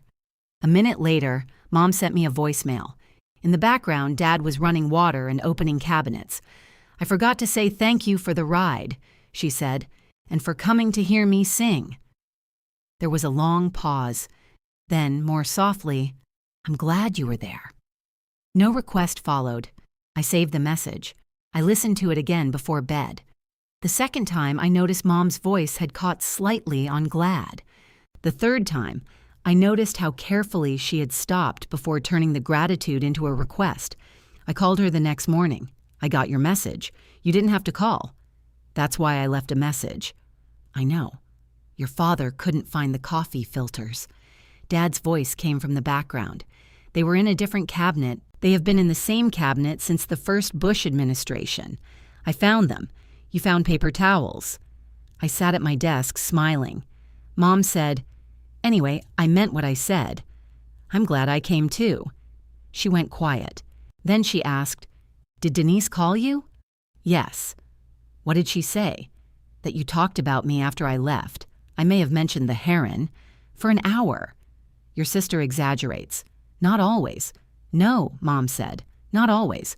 The opening was small and I nearly missed it. Why didn't you correct her at church? Mom stopped speaking. I could hear Dad opening and closing drawers. I didn't ask her to say those things, she said. I know. She told me afterward. And? She was upset. So was I. I hadn't even heard your side yet. You knew my side. You were in my car every Sunday. That isn't what I mean. What do you mean? She sighed. That morning I missed choir. I felt foolish. I was sitting there dressed like an idiot, and your father kept asking whether he should make toast. Dad called. You said you were hungry. I was not hungry. You ate the toast. To end the conversation, I rubbed my forehead. Mom continued. When Denise told me what she'd said, people were already being kind. Gloria called. Mrs. Wallace brought soup, so you let it stand. I didn't know how to undo it without making everything worse. For Denise, for all of us. It was already worse for me. I know that now. The words were quieter than the apology I wanted and more than she had admitted before. Do you? I asked. I said I know. Mom's patience had limits, even when she was the one asking for grace. I let the silence rest. Then she said, the heron was back yesterday. We talked about the bird. Dad's ride system became almost functional. Earl arrived without his pipe and with a pine tree air freshener so strong that Mom said it had cleaned her sinuses down to the bone. Gloria and Tom took them the following Sunday. Mrs. Wallace volunteered for the week after that, provided Dad agreed not to comment on her breaking. I made one observation, he told me. You asked whether she had closed her eyes. At a red light. That context does not help. It was a long light. At Thursday dinner, Dad showed me a calendar he had placed beside the telephone. Names and numbers filled the Sunday squares in his blocky handwriting. Mom tapped one date. Earl wrote his own name there. Your father's E looks like a wounded bird. I can read it, Dad said. You already know what it says. That's an advantage. There were 4 weeks covered. You did this, I said. Dad shrugged. People said yes. That's usually what happens when you ask. Not always. He looked at me when he said it and I understood. No, I said. Not always. The doorbell rang while Mom was dividing a store-bought pie into slices so narrow they barely qualified as pie. Gloria stood outside with a foil pan and a stack of printed programs. "I won't stay," she announced while stepping inside. I brought the green bean casserole Carol requested and the programs for Homecoming Sunday. Mom took the pan. "You didn't have to make this tonight. If I wait until Saturday, I'll forget the onions." She set the programs on the table. The church held a homecoming luncheon every fall, though no one had ever left long enough to come home. There would be a choir performance, folding tables in the fellowship hall, and more casseroles than electrical outlets could safely support. Gloria handed me a program. "Are you coming?" "I haven't decided." "Oh, you should. The Heritage Choir is singing, and we're recognizing the new care team." Mom busied herself removing the foil lid. Gloria continued, "Denise has been such a blessing. It's wonderful that she stepped up when Carol needed so much." Dad set down his fork. "Mara drove us every Sunday for a year and a half," he said. The room changed. Gloria looked at him, then at me. "I know Mara helped," she said. "Every Sunday," Dad repeated. "Church, lunch, groceries. She did the pharmacy, too." Mom stopped touching the foil. I stared at Dad. His face had gone pink above the collar, but he kept looking at Gloria. She blinked. "I didn't realize it was that much." "It was," he said. Mom smiled too brightly. "Both girls have helped." "Frank, eat your pie." He picked up his fork. Gloria's gaze moved between us. She was not a foolish woman. She knew she had wandered into a room where the furniture had recently been rearranged. "Well," she said, "you're fortunate to have both of them." Mom seized the sentence. "We are." Dad ate his pie. Gloria left 2 minutes later, taking the curiosity with her. Mom waited until the door shut. "What was that?" Dad wiped his mouth. "Pie. You know what I mean." She said Denise stepped up. "She did. I told her Mara did the driving. You made it sound like Denise has done nothing." "I didn't mention Denise. That's exactly the problem." He looked at me, perhaps to see if I understood the logic. I did. I had lived inside it. Mom turned to me. "Did you ask him to do that?" "No." "She didn't," Dad said. "I was talking to Mara." And I answered. Mom stared at him. Dad stared back. It was not a dramatic stare. His eyebrows didn't lower. His jaw didn't harden. He simply stayed present in a conversation that would once have happened around him. Mom folded the foil from the casserole into a sharp rectangle. "Gloria will repeat that." "She can repeat what happened," Dad said. "She'll think Denise lied." I said, "Denise did lie." Mom slapped the foil onto the counter. "Can we have one meal without putting your sister on trial?" "She isn't here," Dad said. I covered my mouth with my napkin. Mom pointed at him. "You think this is funny?" "No, you're smiling." I had pie. His defense was weak. The smile remained. I left before the casserole cooled. In the car, I sat with my phone in my hand, debating whether to thank Dad. Thanking him felt wrong. He had stated a fact. Nobody thanked me for saying gravity existed. Still, I texted, "I heard you." He replied, "I know." Denise called 40 minutes later. "Are you turning Dad against me now?" I was standing in my kitchen with one shoe still on. Dad told Gloria the truth. Mom said he practically gave a speech. Dad used 2 sentences. That is practically a speech for him. This isn't funny. No, Gloria is on the care team. I know. She's going to think I misled everyone. You did. I said you were pulling away. You are. After you said it. You were pulling away before. You just weren't admitting it. I took off the other shoe. "What do you want from me, Denise? I want you to stop poisoning Mom and Dad against me. I haven't had to. You think because Dad said one thing at dinner, he's chosen you. I don't want him to choose a daughter. I want him to choose a fact. You always make yourself sound so reasonable." "I have practice." She made an irritated sound. "Homecoming is Sunday," she said. "The care team is being recognized. Gloria mentioned it. If you come, don't turn it into some public reckoning. I wasn't planning one. Good. I wasn't planning on coming at all. That silenced her. Then she said, Mom's singing. I know, she wants you there. She can tell me. She doesn't want to get rejected again. Again? You've been saying no for 2 months. To rides, not to her. She doesn't see the difference. Then help her see it. Why is that my job? It isn't. But you've been very comfortable helping her misunderstand me. Denise hung up. Mom did not call Friday. On Saturday morning, I went back to the river trail. The maples had lost half their leaves. The heron was not there, though I stood near the bank longer than necessary, waiting for it. I thought about Dad at the table. Every Sunday, he had seen the driveway, the walker, the groceries, the pharmacy bags. He had stored the truth privately as though knowledge itself were loyalty. Then, in front of Gloria, he had spent 2 sentences of it. It had cost him almost nothing. It had cost Mom plenty. That afternoon, I bought a pair of actual hiking shoes. Rebecca came with me and vetoed 3 pairs for being ugly. They're for mud, I said. You still have to look down. My phone rang while I was trying on a gray pair. Mom, I answered. Are you coming tomorrow? She asked. I don't know. The choir sings at 10:15. I saw the program. Gloria gave you one? Yes, of course she did. I tightened a shoelace. Mom said, Denise is nervous. About singing? She isn't singing. I know. About the recognition. I'm not planning to embarrass her. I didn't say you were. You called because she's nervous I'll come. I called because I want you there. I waited.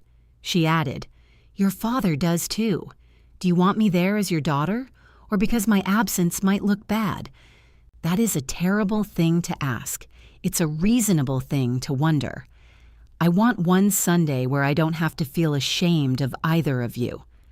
My hand stopped on the lace. Were you ashamed when I drove you? No. Were you ashamed when I picked up your prescriptions? Of course not. You were only ashamed when admitting what I did meant admitting what Denise didn't. Rebecca moved farther down the aisle, pretending to examine socks. Mom's voice became thin. I'm tired, Mara. So am I. Then come tomorrow and sit with your father. Don't prove anything. Don't make a point. Just come hear me sing. The invitation was flawed. It carried fear, pressure, and the assumption that my presence belonged partly to her. It was also an invitation. I'll come, I said. Mom released a breath. Gloria is driving us. I wasn't offering a ride.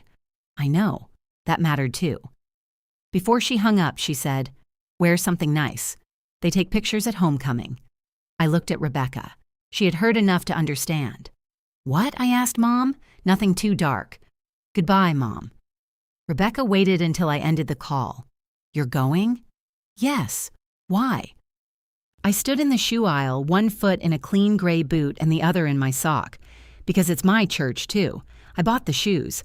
They were ugly. I wore them home anyway. By the time I found a dress Mom would consider appropriately cheerful. The gray boots were already dirty from my walk across the church parking lot. It had rained overnight. Water dripped from the maples, and the grass beside the sidewalk had been churned into mud by people avoiding puddles. My mother's advice about not wearing anything too dark had produced a navy dress instead of a black one. I considered that compromise. Gloria's car was in the accessible space. Dad stood under the covered entrance holding Mom's walker while she argued with Gloria about an umbrella. It's dripping on my sleeve. It's raining, Carol. I know where the water is coming from. Dad saw me and raised one hand. Mom followed his gaze. You wore boots, she said when I reached them. It's muddy, with a dress. They're a matched pair. She looked down at them. Technically. Dad took my arm as we entered the lobby. You look nice, he said. Thank you. The boots are practical. Mom made a sound behind us. The church had decorated for homecoming with orange ribbon, fake leaves, and framed photographs from years when every man wore the same wide tie. Folding tables lined the fellowship hall, already crowded with covered dishes. The smell of coffee and baked onions had reached the sanctuary. Denise stood near the care team display wearing a blue dress and the name tag I'd seen the week before. Her hair was pinned up. She looked beautiful and terrified. She watched me approach. "You came?" Mom asked me. Her gaze dropped to my boots. "Those are new." "Yes, they look sturdy." "Thank you, Denise. It wasn't a compliment. I'm taking it home anyway." She glanced toward Mom, who was showing Gloria where rain had struck her sleeve. "Please don't do anything today. I came to hear Mom sing." "And?" "Eat casserole." "Mara, I'm not the one you need to worry about making speeches." Her face tightened. "I have never made a speech about you. You held a prayer circle. That isn't the same." "You're right. Prayers travel farther." Someone called Denise's name from across the lobby. She turned toward the sound, then back to me. "If Dad says anything..." "What?" She stopped. Dad was standing beside the sanctuary doors, trying to read the program by holding it 6 inches from his face. Denise lowered her voice. "Mom said he told Gloria things. He told Gloria what happened. You know he only did that because you've been working on him. Dad isn't a loose cabinet hinge. I haven't been working on him. You've made him feel guilty." "He should." Her eyes flashed. Then the choir director called for the Heritage Choir, and Mom began moving toward the robing room. Denise hurried to take her arm. "I'll walk you. I have my walker. You still need someone to open the door. I've been opening doors since before you were born." Denise stepped back. Mom looked at her, saw the hurt, and added, "But you can carry my folder." Denise took the folder. That was Mom's version of repair. She rarely withdrew the blow, but she handed you something to hold afterward. Dad and I sat near the middle of the sanctuary. He adjusted his tie 3 times during the prelude. "Nervous?" I asked. "It's tight. You tied it. Your mother retied it. That explains it." He slipped one finger beneath the collar. "Don't let her see you. I can't see her. She can see you." He dropped his hand. The Heritage Choir entered in 2 uneven rows.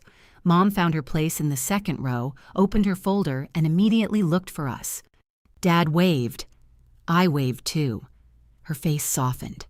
The first song went well. During the second, the woman beside Mom turned 2 pages at once. Half the altos began a verse early, stopped, and entered again with the determined expressions of people refusing to acknowledge a collision. Dad whispered, "Your mother's going to talk about that for weeks. She'll name names. She already did in rehearsal." The final hymn was the one Mom had practiced. Her line rose above the others for a few seconds. I watched her shoulders settle as she reached the note. She smiled before the song ended. I clapped until my palms hurt. After the choir sat down, Pastor Lou asked the new congregational care team to stand. Denise rose with 6 other people.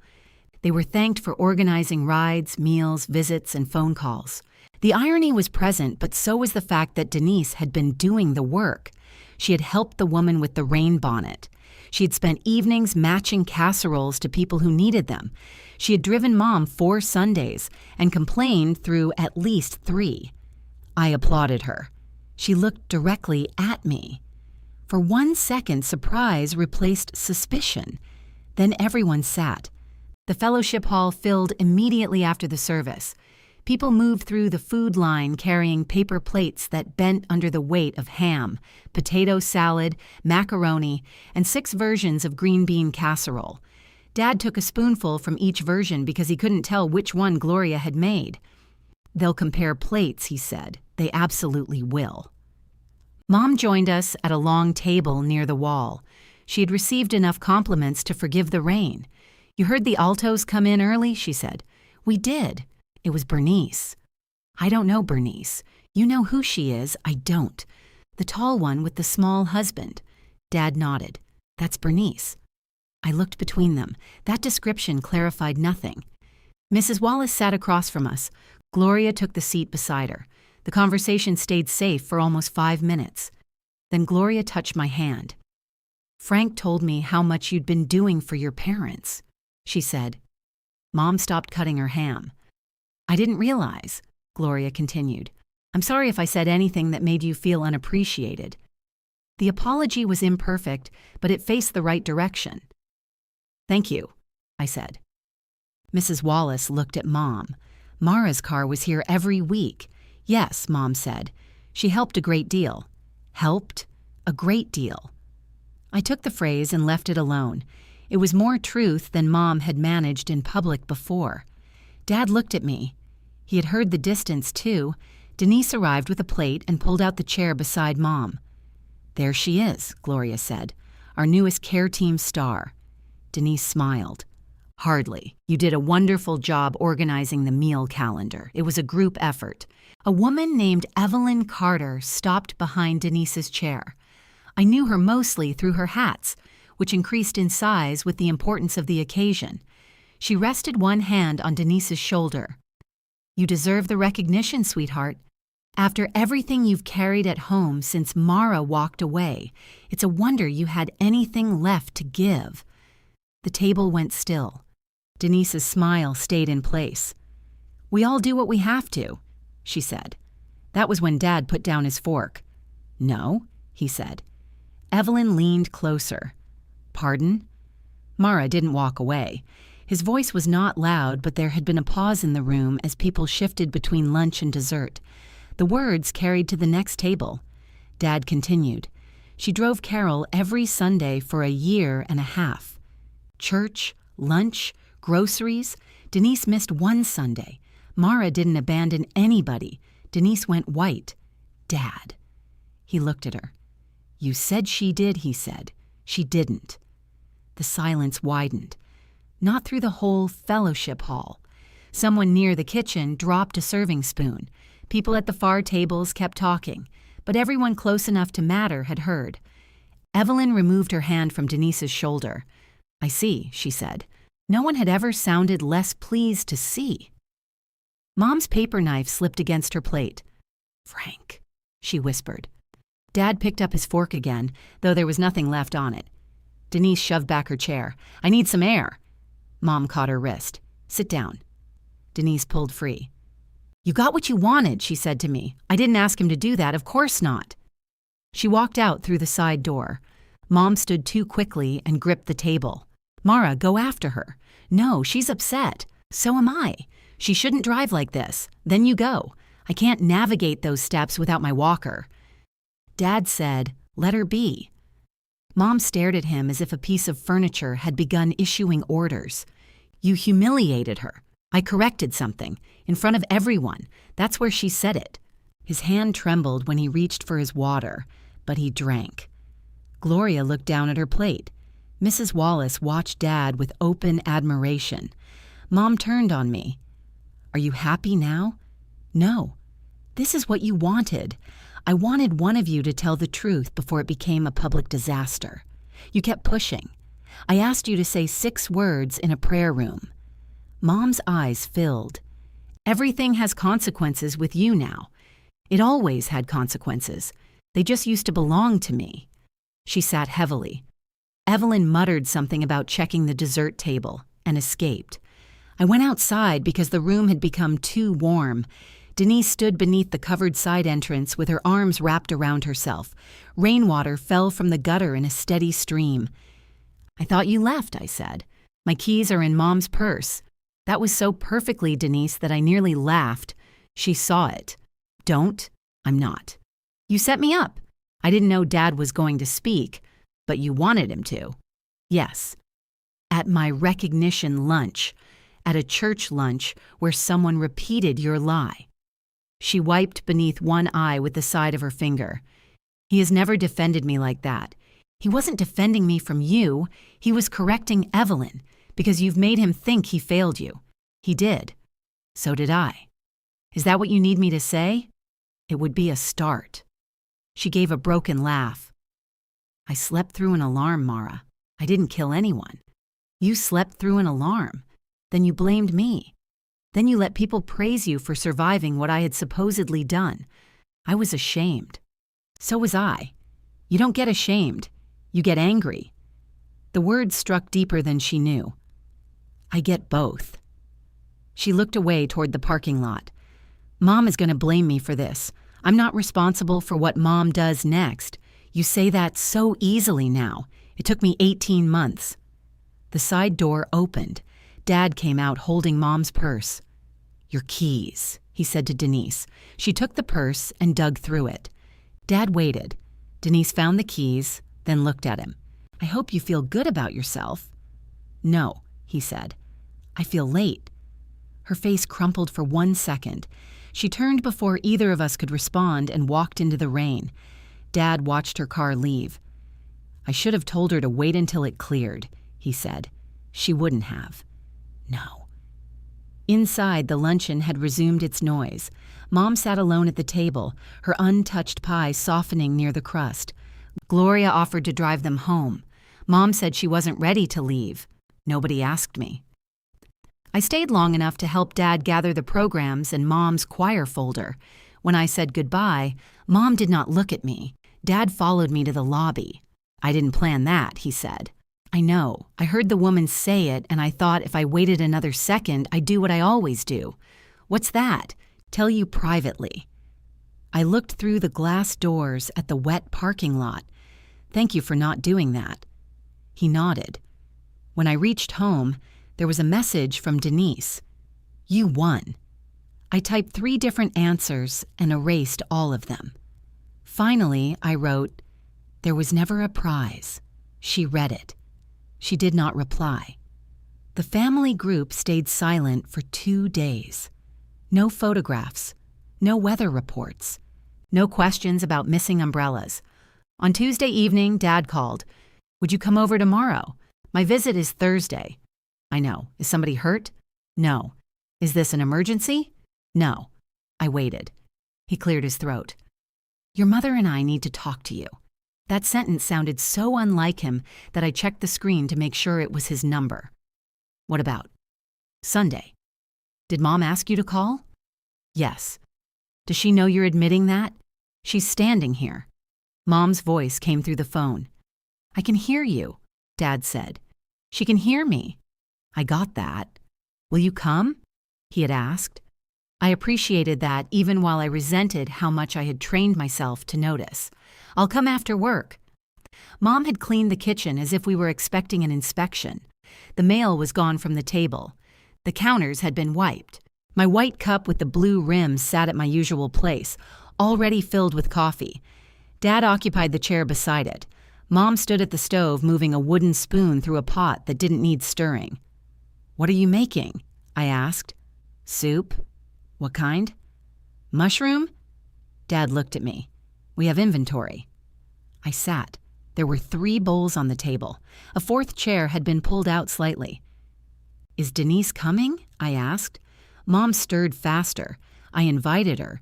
Does she know I'm here? Yes. That wasn't my question. She may come. Dad folded his hands. I looked at him. You called the meeting. I didn't call it a meeting. What do you call 3 bowls and an extra chair? Soup. Mom turned from the stove. Can we not do this? Do what? Make jokes when everything is awful. Dad's mouth closed. She carried the pot over with both hands. Her gait was steadier than it had been months earlier, but she still favored the left side. I stood automatically to help. I have it, she said. I sat back down. She ladled soup into the bowls. It was thick enough to support architecture. No one from church has called me since Sunday, she said. Dad blew on a spoonful. Gloria called. She called you. She asked for both of us. You answered. The phone was near me. Mom looked at me. People think Denise deceived them. She did. She exaggerated one bad morning. She reversed who failed whom. We have been through this. Yes. I asked you here because your father made it sound like she had never helped us. Dad set down his spoon. I said what Mara did. You said Denise missed one Sunday. She did. You left out the flowers, the calls, all the Sundays she drove after Mara stopped. After she told people Mara abandoned you, he said. Mom stared at him. Dad's hand tightened around the spoon, but he did not look away. I said, nobody made it sound like Denise did nothing. That's what she heard because the truth wasn't flattering. You could tell Gloria that, Mom said. Tell her what? That Denise has help too. She knows. Denise is on her care team. Not anymore. I stopped. What happened? She says she's taking a break. Did they ask her to? No. She's embarrassed. Dad said she didn't like people asking questions. Mom turned on him. Would you? I might answer them. Frank. He went quiet, but not all the way. The answer remained on the table. I pushed my bowl back. What do you actually want from me tonight? Mom looked toward the empty chair. I want this family to stop tearing itself apart over one sentence. It wasn't one sentence. It was 18 months before the sentence and 2 months after it. I know how long you drove us, do you? Her face hardened. Don't be insulting. Then why does every truthful description sound insulting to Denise? Dad rubbed one thumb over the edge of his napkin. Because we let it, he said. Mom looked at him. He continued before she could stop him. We let her think any correction meant we were choosing Mara. That is not what I did. I did. The admission silenced the room. Dad turned toward me. I knew what Denise said wasn't true. I knew it when she said it. I know. No. I mean, before you heard. Your mother told me what Denise had said after the prayer circle that week. I looked at Mom. She lowered her eyes. Dad's voice was unsteady. I had time to correct it. I didn't. Why? He glanced at the stove, the window, the empty chair, everywhere except me. Then he forced himself back. I thought if I kept quiet, Denise would calm down and you would keep doing what needed doing. The words were almost identical to what I had already understood on the porch. Hearing him say them at the table was worse. You knew I'd be hurt. Yes. But you thought I'd still come? Yes. Mom said, Frank, you make it sound calculated. It was. No, it wasn't. We were trying to get through a difficult week. You told me not to embarrass Denise because Mara would come around. Mom's face drained. I did not say it like that. You said, Mara always comes around. I remembered every time those words might have sounded affectionate. Mara always comes around, reliable, forgiving, easy to postpone. Mom sat down. I didn't mean we could treat you any way we wanted. You meant there wouldn't be a cost. Her eyes filled. Yes, she said. The answer was barely audible. The fourth chair scraped against the floor. Denise stood in the doorway. None of us had heard her enter. She still wore her coat. Her hair was damp from mist, and she had no makeup on. How long have you been there? Mom asked. Long enough. Take off your coat. The soup's hot. I don't want soup. Dad started to stand. Denise held up one hand. Don't. He sat. She looked at Mom. You knew what I told them? Mom's expression changed from guilt to caution. You told me afterward, and you told me to leave it alone. I said not to make it bigger. You said people would forget. I thought they would. Denise laughed once. You let me walk into that lunch knowing everybody had the wrong story. You created the story, I said. She swung toward me. I know that. The force of her answer surprised us both. Denise removed her coat and dropped it over the empty chair. I know what I did, she said. I also know Mom called me crying after I missed church and said she couldn't depend on me for one simple thing. Then when I said what I said at prayer circle, she told me not to correct it because it would make us all look foolish. Mom shook her head. I never said all. You said the family. That means all of us. I thought it meant Mara. There was no humor in Denise's voice. Mom pressed both hands flat against the table. I was humiliated. So was I, Denise said. So was Mara, Dad added. Mom closed her eyes. The soup steamed between us. Finally, she looked at me. I liked that people were concerned. The confession came without decoration. After that Sunday, Gloria brought soup. Mrs. Wallace called. People asked whether I needed anything. Denise was sitting beside me when they did. She swallowed. I felt cared for. By a lie about me. Yes. The word hurt, but it also held still. It did not dodge. Mom's voice broke. I let her make you look cruel because I didn't want to look foolish. And because I thought if I corrected her, she would disappear. Denise recoiled. You thought I'd disappear? You do. I leave when everybody gangs up on me. You leave when anyone tells you no. That isn't true. Mom looked at her. Denise looked away first. Mom continued. I made excuses because I wanted you to keep calling. I accepted things from Mara because I knew she'd keep coming. I treated both of you according to what I was afraid you'd take away. Nobody moved. It was the ugliest and most honest thing my mother had ever said. Denise sat down slowly. So this is my fault, too. No, I said. Your part is your fault. She glared at me. That came out better in your head, didn't it? A little. Dad almost smiled. Mom did not. I am sorry, she said to me. Not for how you feel, not for the misunderstanding. I am sorry I let people believe you abandoned me. You didn't. The apology entered the room quietly. There was no audience to reward it. I stared at the coffee she had poured for me. A pale skin had formed across the top. Thank you, I said. Mom waited. I knew what she wanted next. Relief, movement, a sign that the family machine had restarted. I'm still not going back to driving every Sunday. Her face fell. I didn't ask you to. You were going to. I was going to ask whether we could be normal again. This is normal now.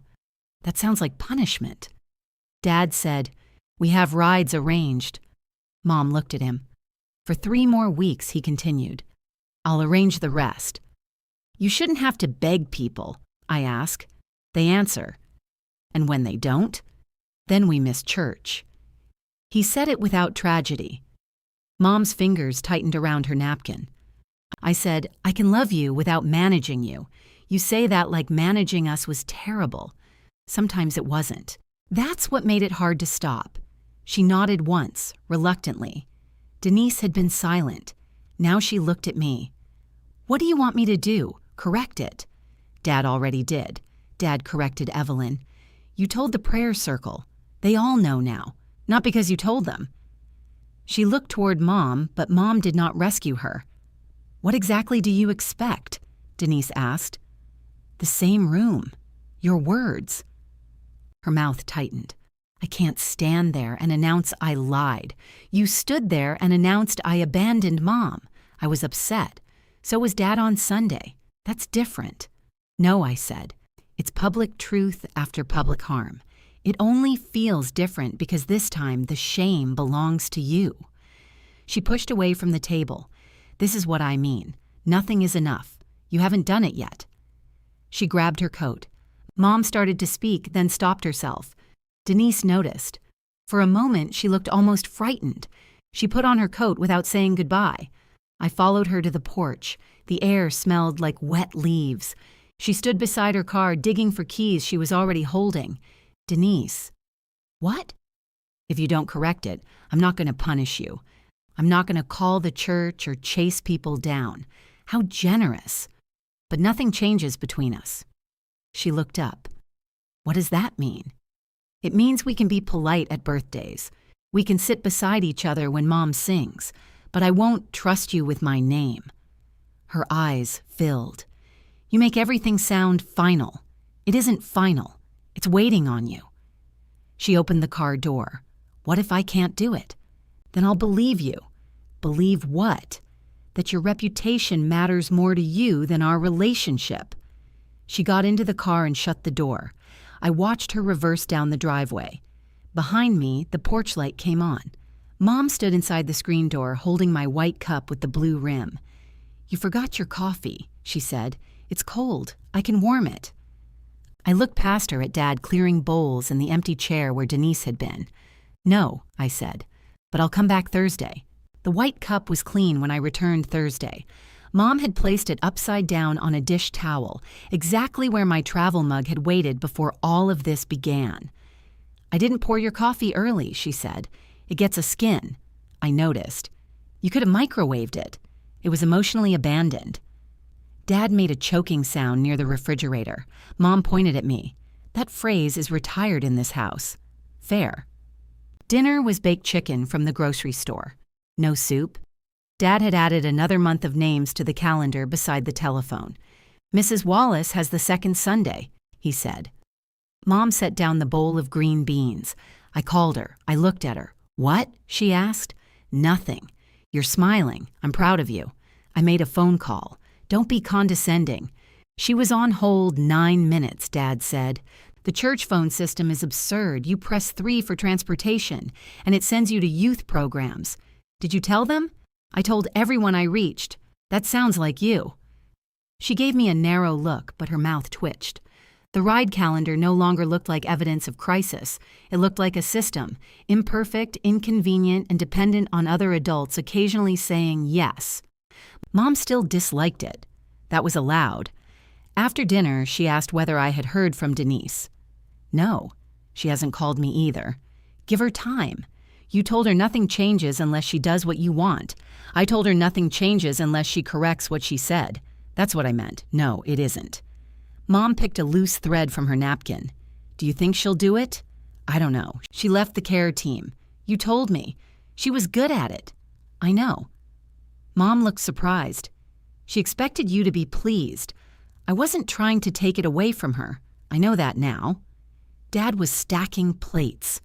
He paused, perhaps expecting Mom to qualify the sentence. She didn't. My phone buzzed as I was driving home.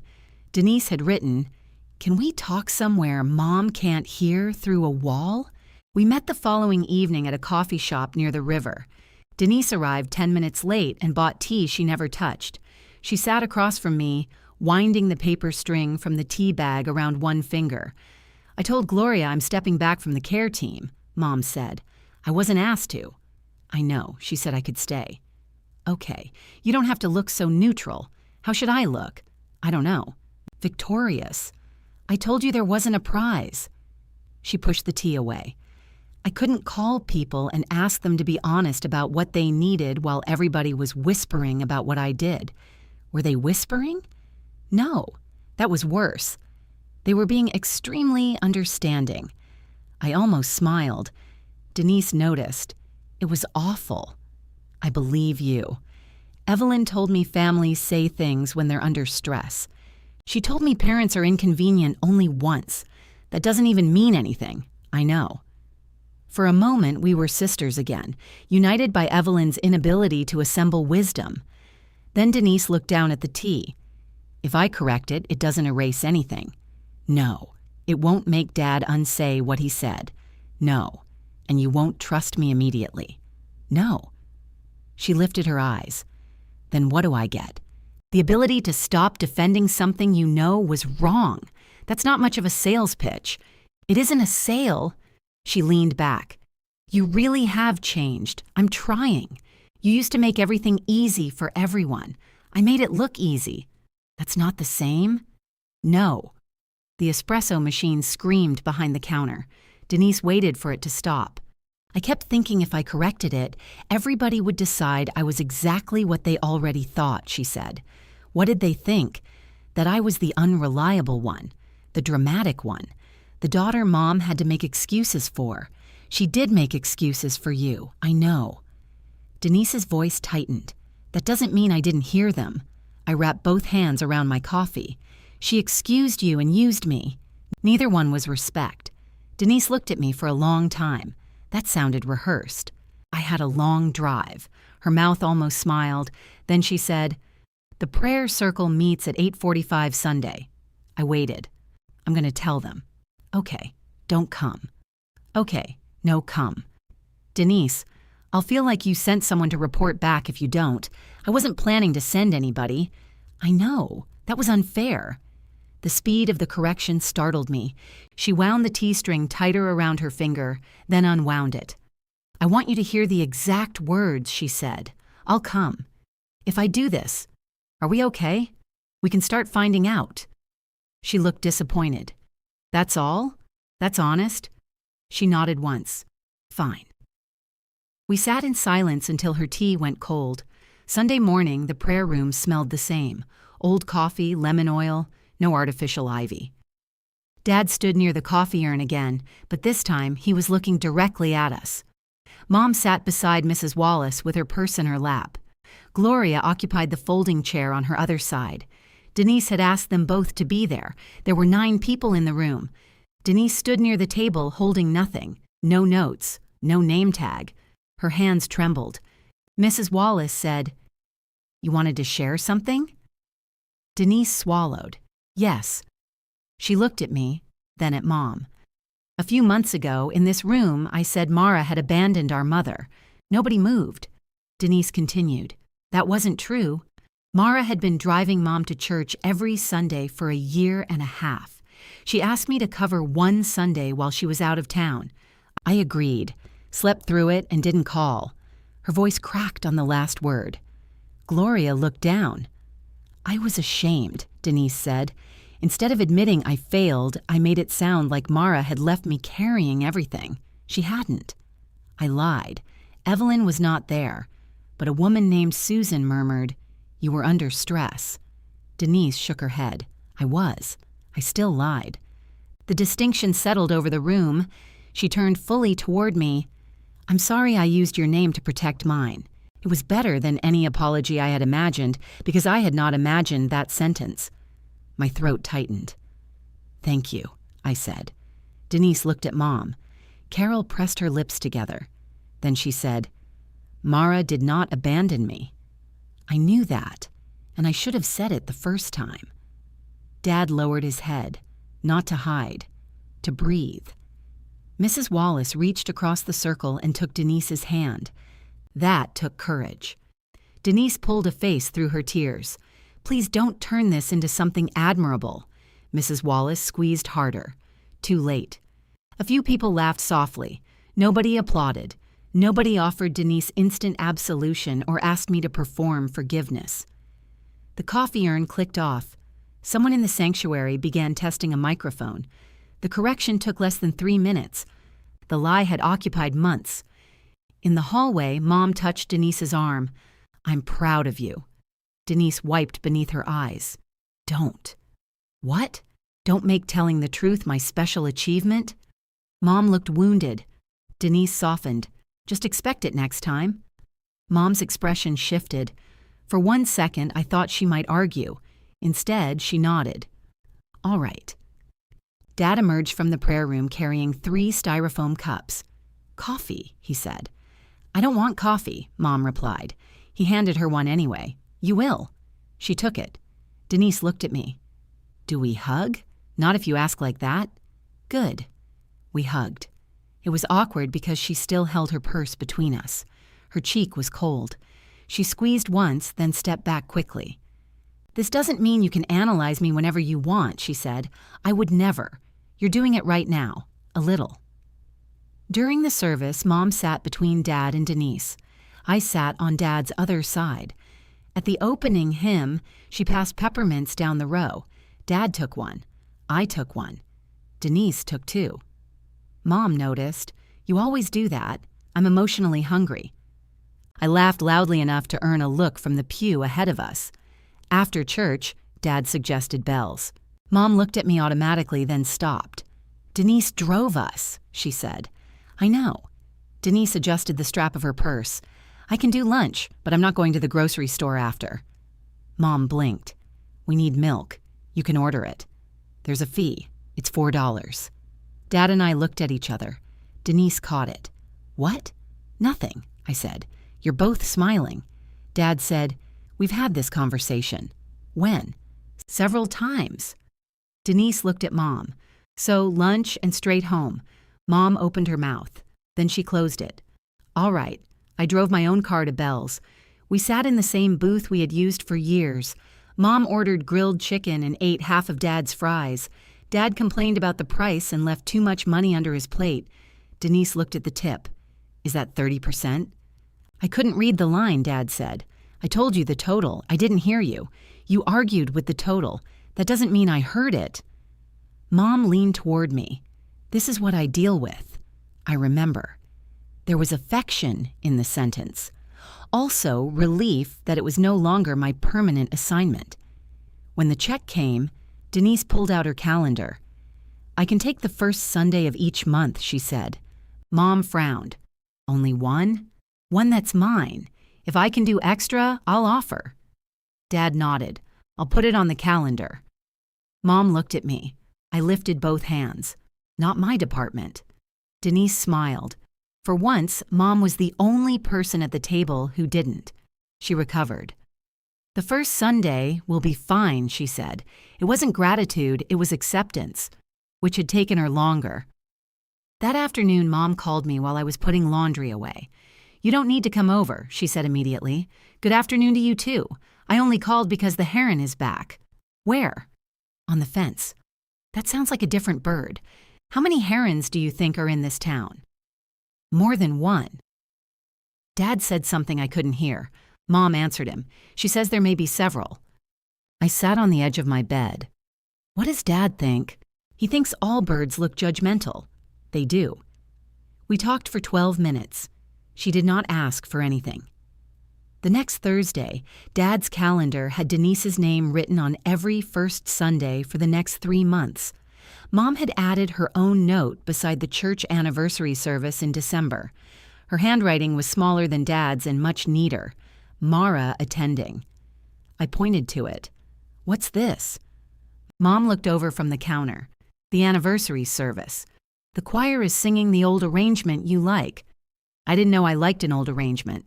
You cried the last time. I had a cold. You did not. Dad entered carrying a grocery bag. She wants you there, he said.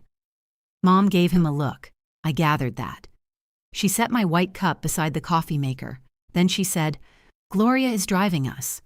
Okay, I am not asking for a ride. I know. I only want you to come. This time, there was no warning about appearances, no request to make the family look whole. I touched the small blue rim of the cup. I'll be there. Before the anniversary service arrived, the maple beside my parents' driveway lost the rest of its leaves. Dad called to report it.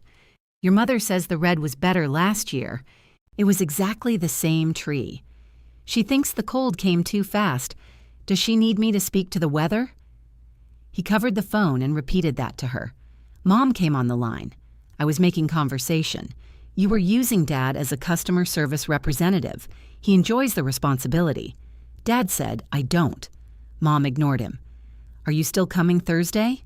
Yes, I'm making stew. I'll bring bread. We have bread. I'll bring better bread. That bakery charges $6 a loaf. You spent $4 having milk delivered. One time, Dad corrected her from the background. 3. I heard her tell him to check the calendar. The calendar had become the center of their household. Dad kept a pen tied to it with a piece of string after losing 3 pens in 1 week. Mom added choir times in careful blue ink. Denise's name appeared on the first Sunday of every month. Mine did not. I liked seeing that more than I expected. The arrangement still failed sometimes. Mrs. Wallace got a flat tire. Earl forgot one Sunday until Dad called and found him eating oatmeal in his robe. Gloria and Tom went out of town, forcing Mom to accept a ride from Bernice, the tall alto with the small husband. She drives with both feet, Mom told me. Most people do, at the same time. Did you arrive? Eventually. Then thank Bernice. I did. What did you say? I said thank you. What tone? Mom hung up. She called again 5 minutes later, a gracious tone. Dad began asking whether I was available before mentioning what he needed. Sometimes the answer was yes. I changed a light bulb over the stove because I was already there and because he had asked. I showed him how to enlarge the numbers on his phone. I picked up Mom's face cream once because the store was beside my office. The first time I said yes, Mom looked relieved enough to make me uneasy. Then Dad said, "Thank you for choosing to do that." It was awkward and overly formal. It was also exactly right. Thanksgiving took place at my parents' house because Mom refused to acknowledge that hosting had become difficult. I put a turkey in an oven, she said. People have crossed oceans. Those seem unrelated, I told her. Denise arrived with mashed potatoes, green beans, cranberry sauce, 2 bottles of wine, and no flowers. I brought useful things, she said when she saw me looking. I didn't say anything. You looked at the counter. I usually look where people put food. Dad stood at the stove wearing an apron that said, "Kiss the cook." He had owned it since I was 12 and had never cooked anything while wearing it. "What are you doing?" Denise asked. "Supervising. Mom put you in the apron to keep you visible, didn't she?" "She says I wander." "You do," Mom called from the living room. Dad leaned closer to us. "She lost me in the garage once." "You were asleep in a lawn chair," Mom said. "I had brought 2 pies, 1 pumpkin and 1 chocolate." Denise pointed to the pumpkin. "Your favorite." "No, Mom's favorite." "I thought you liked pumpkin." "I tolerate pumpkin seasonally." Mom entered using her cane instead of the walker. "Mara likes chocolate." Denise looked at me. "I knew that." "You pointed to pumpkin. I was testing you." Dad took the chocolate pie from my hands. "This one stays near me." We crowded around the kitchen, getting in one another's way. Mom corrected how Denise drained the green beans. Denise corrected how Mom had seasoned the potatoes. Dad opened the oven every 8 minutes until all 3 of us yelled at him. At one point, Denise and I reached for the same serving spoon. She let go. "So polite," I said. "I'm rebuilding trust." "With a spoon?" Small steps. Dinner began 25 minutes late. The turkey was dry near the edges and underdone near the center, forcing Dad to carve it according to risk tolerance.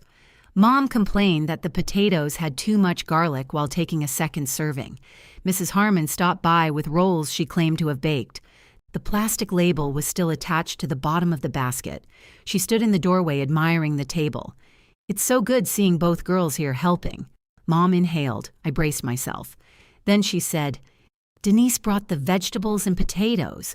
Mara brought dessert. Frank ruined the turkey by opening the oven." "I did not," Dad said. Mrs. Harmon laughed. Mom continued, "Mara used to drive us every week, you know. Frank arranges rides now."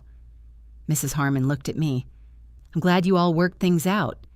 "We're working on it," Mom said. This time, the phrase didn't erase anything.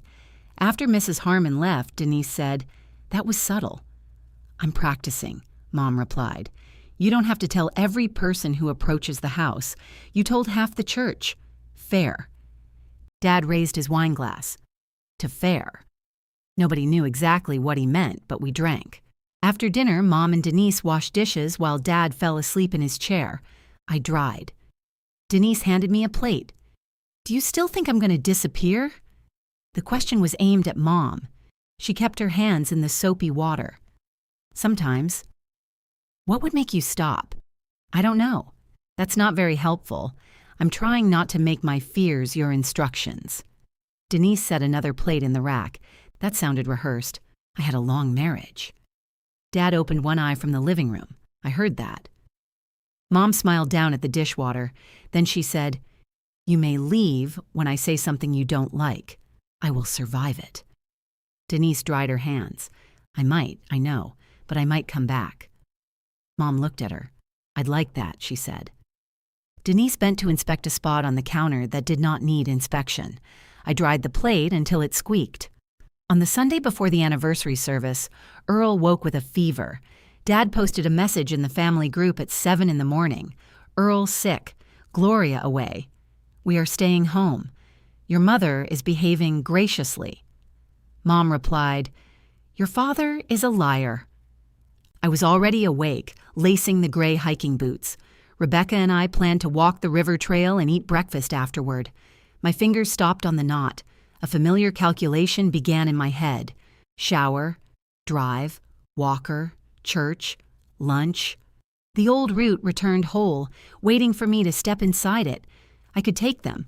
I wanted to hear Mom sing at rehearsal. I missed Dad drinking my coffee.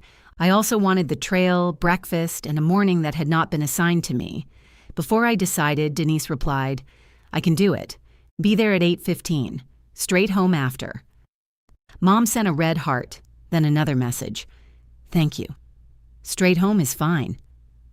I put the phone in my pocket. At the trail, the river was dark and cold beneath a white sky. The heron stood near the bend, one leg hidden beneath its body. "There's your therapist," Rebecca said.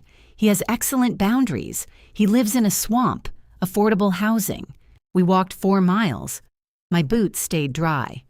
At breakfast, Denise sent a photograph to me alone. Dad sat in the back seat holding Mom's choir folder over his face. "Your father is pretending to sleep so Mom stops giving directions." I wrote, "He used to do that in my car." She replied, "I thought he was actually asleep. Sometimes." A minute later, she wrote, "I didn't post the picture." I understood what she meant. There would be no public credit, no hearts from the church, no caption about showing up. I sent back, "He'll start snoring if you keep the heat high." She replied with a laughing face. When I saw her at Thursday dinner, I thanked her for taking them. "Don't make it my special achievement," she said. I wasn't. Good, I was appreciating it. She considered that fine. Dad added her name to an extra square on the calendar. Denise watched him. "I can do another one next month if somebody cancels." "We'll call if we need you," he said. "Ask," she corrected. Dad nodded. "We'll ask." Mom opened her mouth, perhaps to volunteer her. Then she took a drink of water instead. The anniversary service fell on a cold, clear Sunday. I woke before the 10 o'clock alarm, made coffee, and took my time getting dressed. No one called at 7:47. No one called at 8. At 8:30, Dad sent a message. "Gloria here. Your mother says we will be early." Mom added, "We will be on time." I left my apartment at 9. The travel mug sat in the cup holder, its lid still marked by the dark ring the dishwasher had never removed. Near the river, the maples were bare enough to reveal houses I had never noticed behind them. I stopped at the gas station for coffee even though I already had some. The woman behind the counter recognized me. "No passengers today?" she asked. "Meeting them there." She handed me change. "Must be nice having a quiet ride." "It is." It was also lonely in a way I no longer mistook for wrong. The church parking lot was nearly full. I parked near the far edge and walked across the cold pavement in my gray boots. Through the glass doors, I could see Mom in the lobby. She wore the blue sweater Dad liked and a choir scarf pinned with the gold brooch I used to fasten for her. It sat perfectly straight. Denise stood beside her holding the choir folder. Dad had one hand on the walker. Nobody was waiting for me to bring what they had forgotten. Mom saw me first. Her smile came without surprise this time. "You're here," she said. I said I would be. "I know." She reached for my sleeve and pulled me closer to inspect my dress. Navy again. It's a classic. With those boots. They're also a classic. Of what? Drainage. Dad took my travel mug. "Still hot? Get your own." He drank from it. Denise looked at the lid. "You should replace that." "It works. It looks diseased." Mom cleaned it. Mom glanced over. "I couldn't get the ring off." "I know. I tried baking soda, I know." Denise handed Mom the choir folder. "I have to find a seat." "I save places," Mom said. "With what?" "My purse." "You left your purse unattended?" "It's in church, Denise. That has never stopped anyone." Mom waved her away. Denise looked at me. "Bell's after?" I glanced at Mom. She said, "Gloria is driving us home." "I was asking if Mara wanted lunch," Denise said. Mom blinked. "Oh." The distinction moved visibly across her face. "I'd like lunch," I said. "Good." Denise adjusted her coat. "You can meet us there. Whose car are you taking?" "Mine." "Does the walker fit?" "I know how to put a walker in a car." "You trapped a seatbelt in it once." "That was one time?" She walked away before I could remind her it had actually been twice. Mom watched her go. "She's trying," she said. "I know. So are you." "I know." She looked toward Dad. "Your father is very proud of his calendar." Dad held up my travel mug. 4 weeks covered. 6, Mom corrected. He forgot to turn the page. The choir director called from the hallway. Mom took my hand. "I need to go." "I know." Her grip tightened. "I'm glad you came." "I'm glad too." She hesitated. "Not because I needed a ride." The lobby moved around us. Coats brushed past. Someone tested the organ inside the sanctuary. Denise was arguing with an usher about whether Mom's purse had saved 3 seats or 2. Mom looked directly at me. "I'm glad you're here because I wanted my daughter beside me." The words were simple enough that nobody could hide inside them. I squeezed her hand. "I want that, too." She left for the choir room. Dad and I entered the sanctuary. Mom's purse occupied the middle of a pew, with peppermints arranged on top like evidence. Denise sat on one side of the saved space. I sat on the other. When Mom returned after the opening hymn, she lowered herself between us. Dad sat beyond me, close enough to reach my coffee if I stopped watching him. Mom passed a peppermint to Denise. Then she gave one to me. The choir rose for the anniversary song. Mom opened her folder, found her place, and took a breath. Her shoulder rested lightly against mine. I left it there.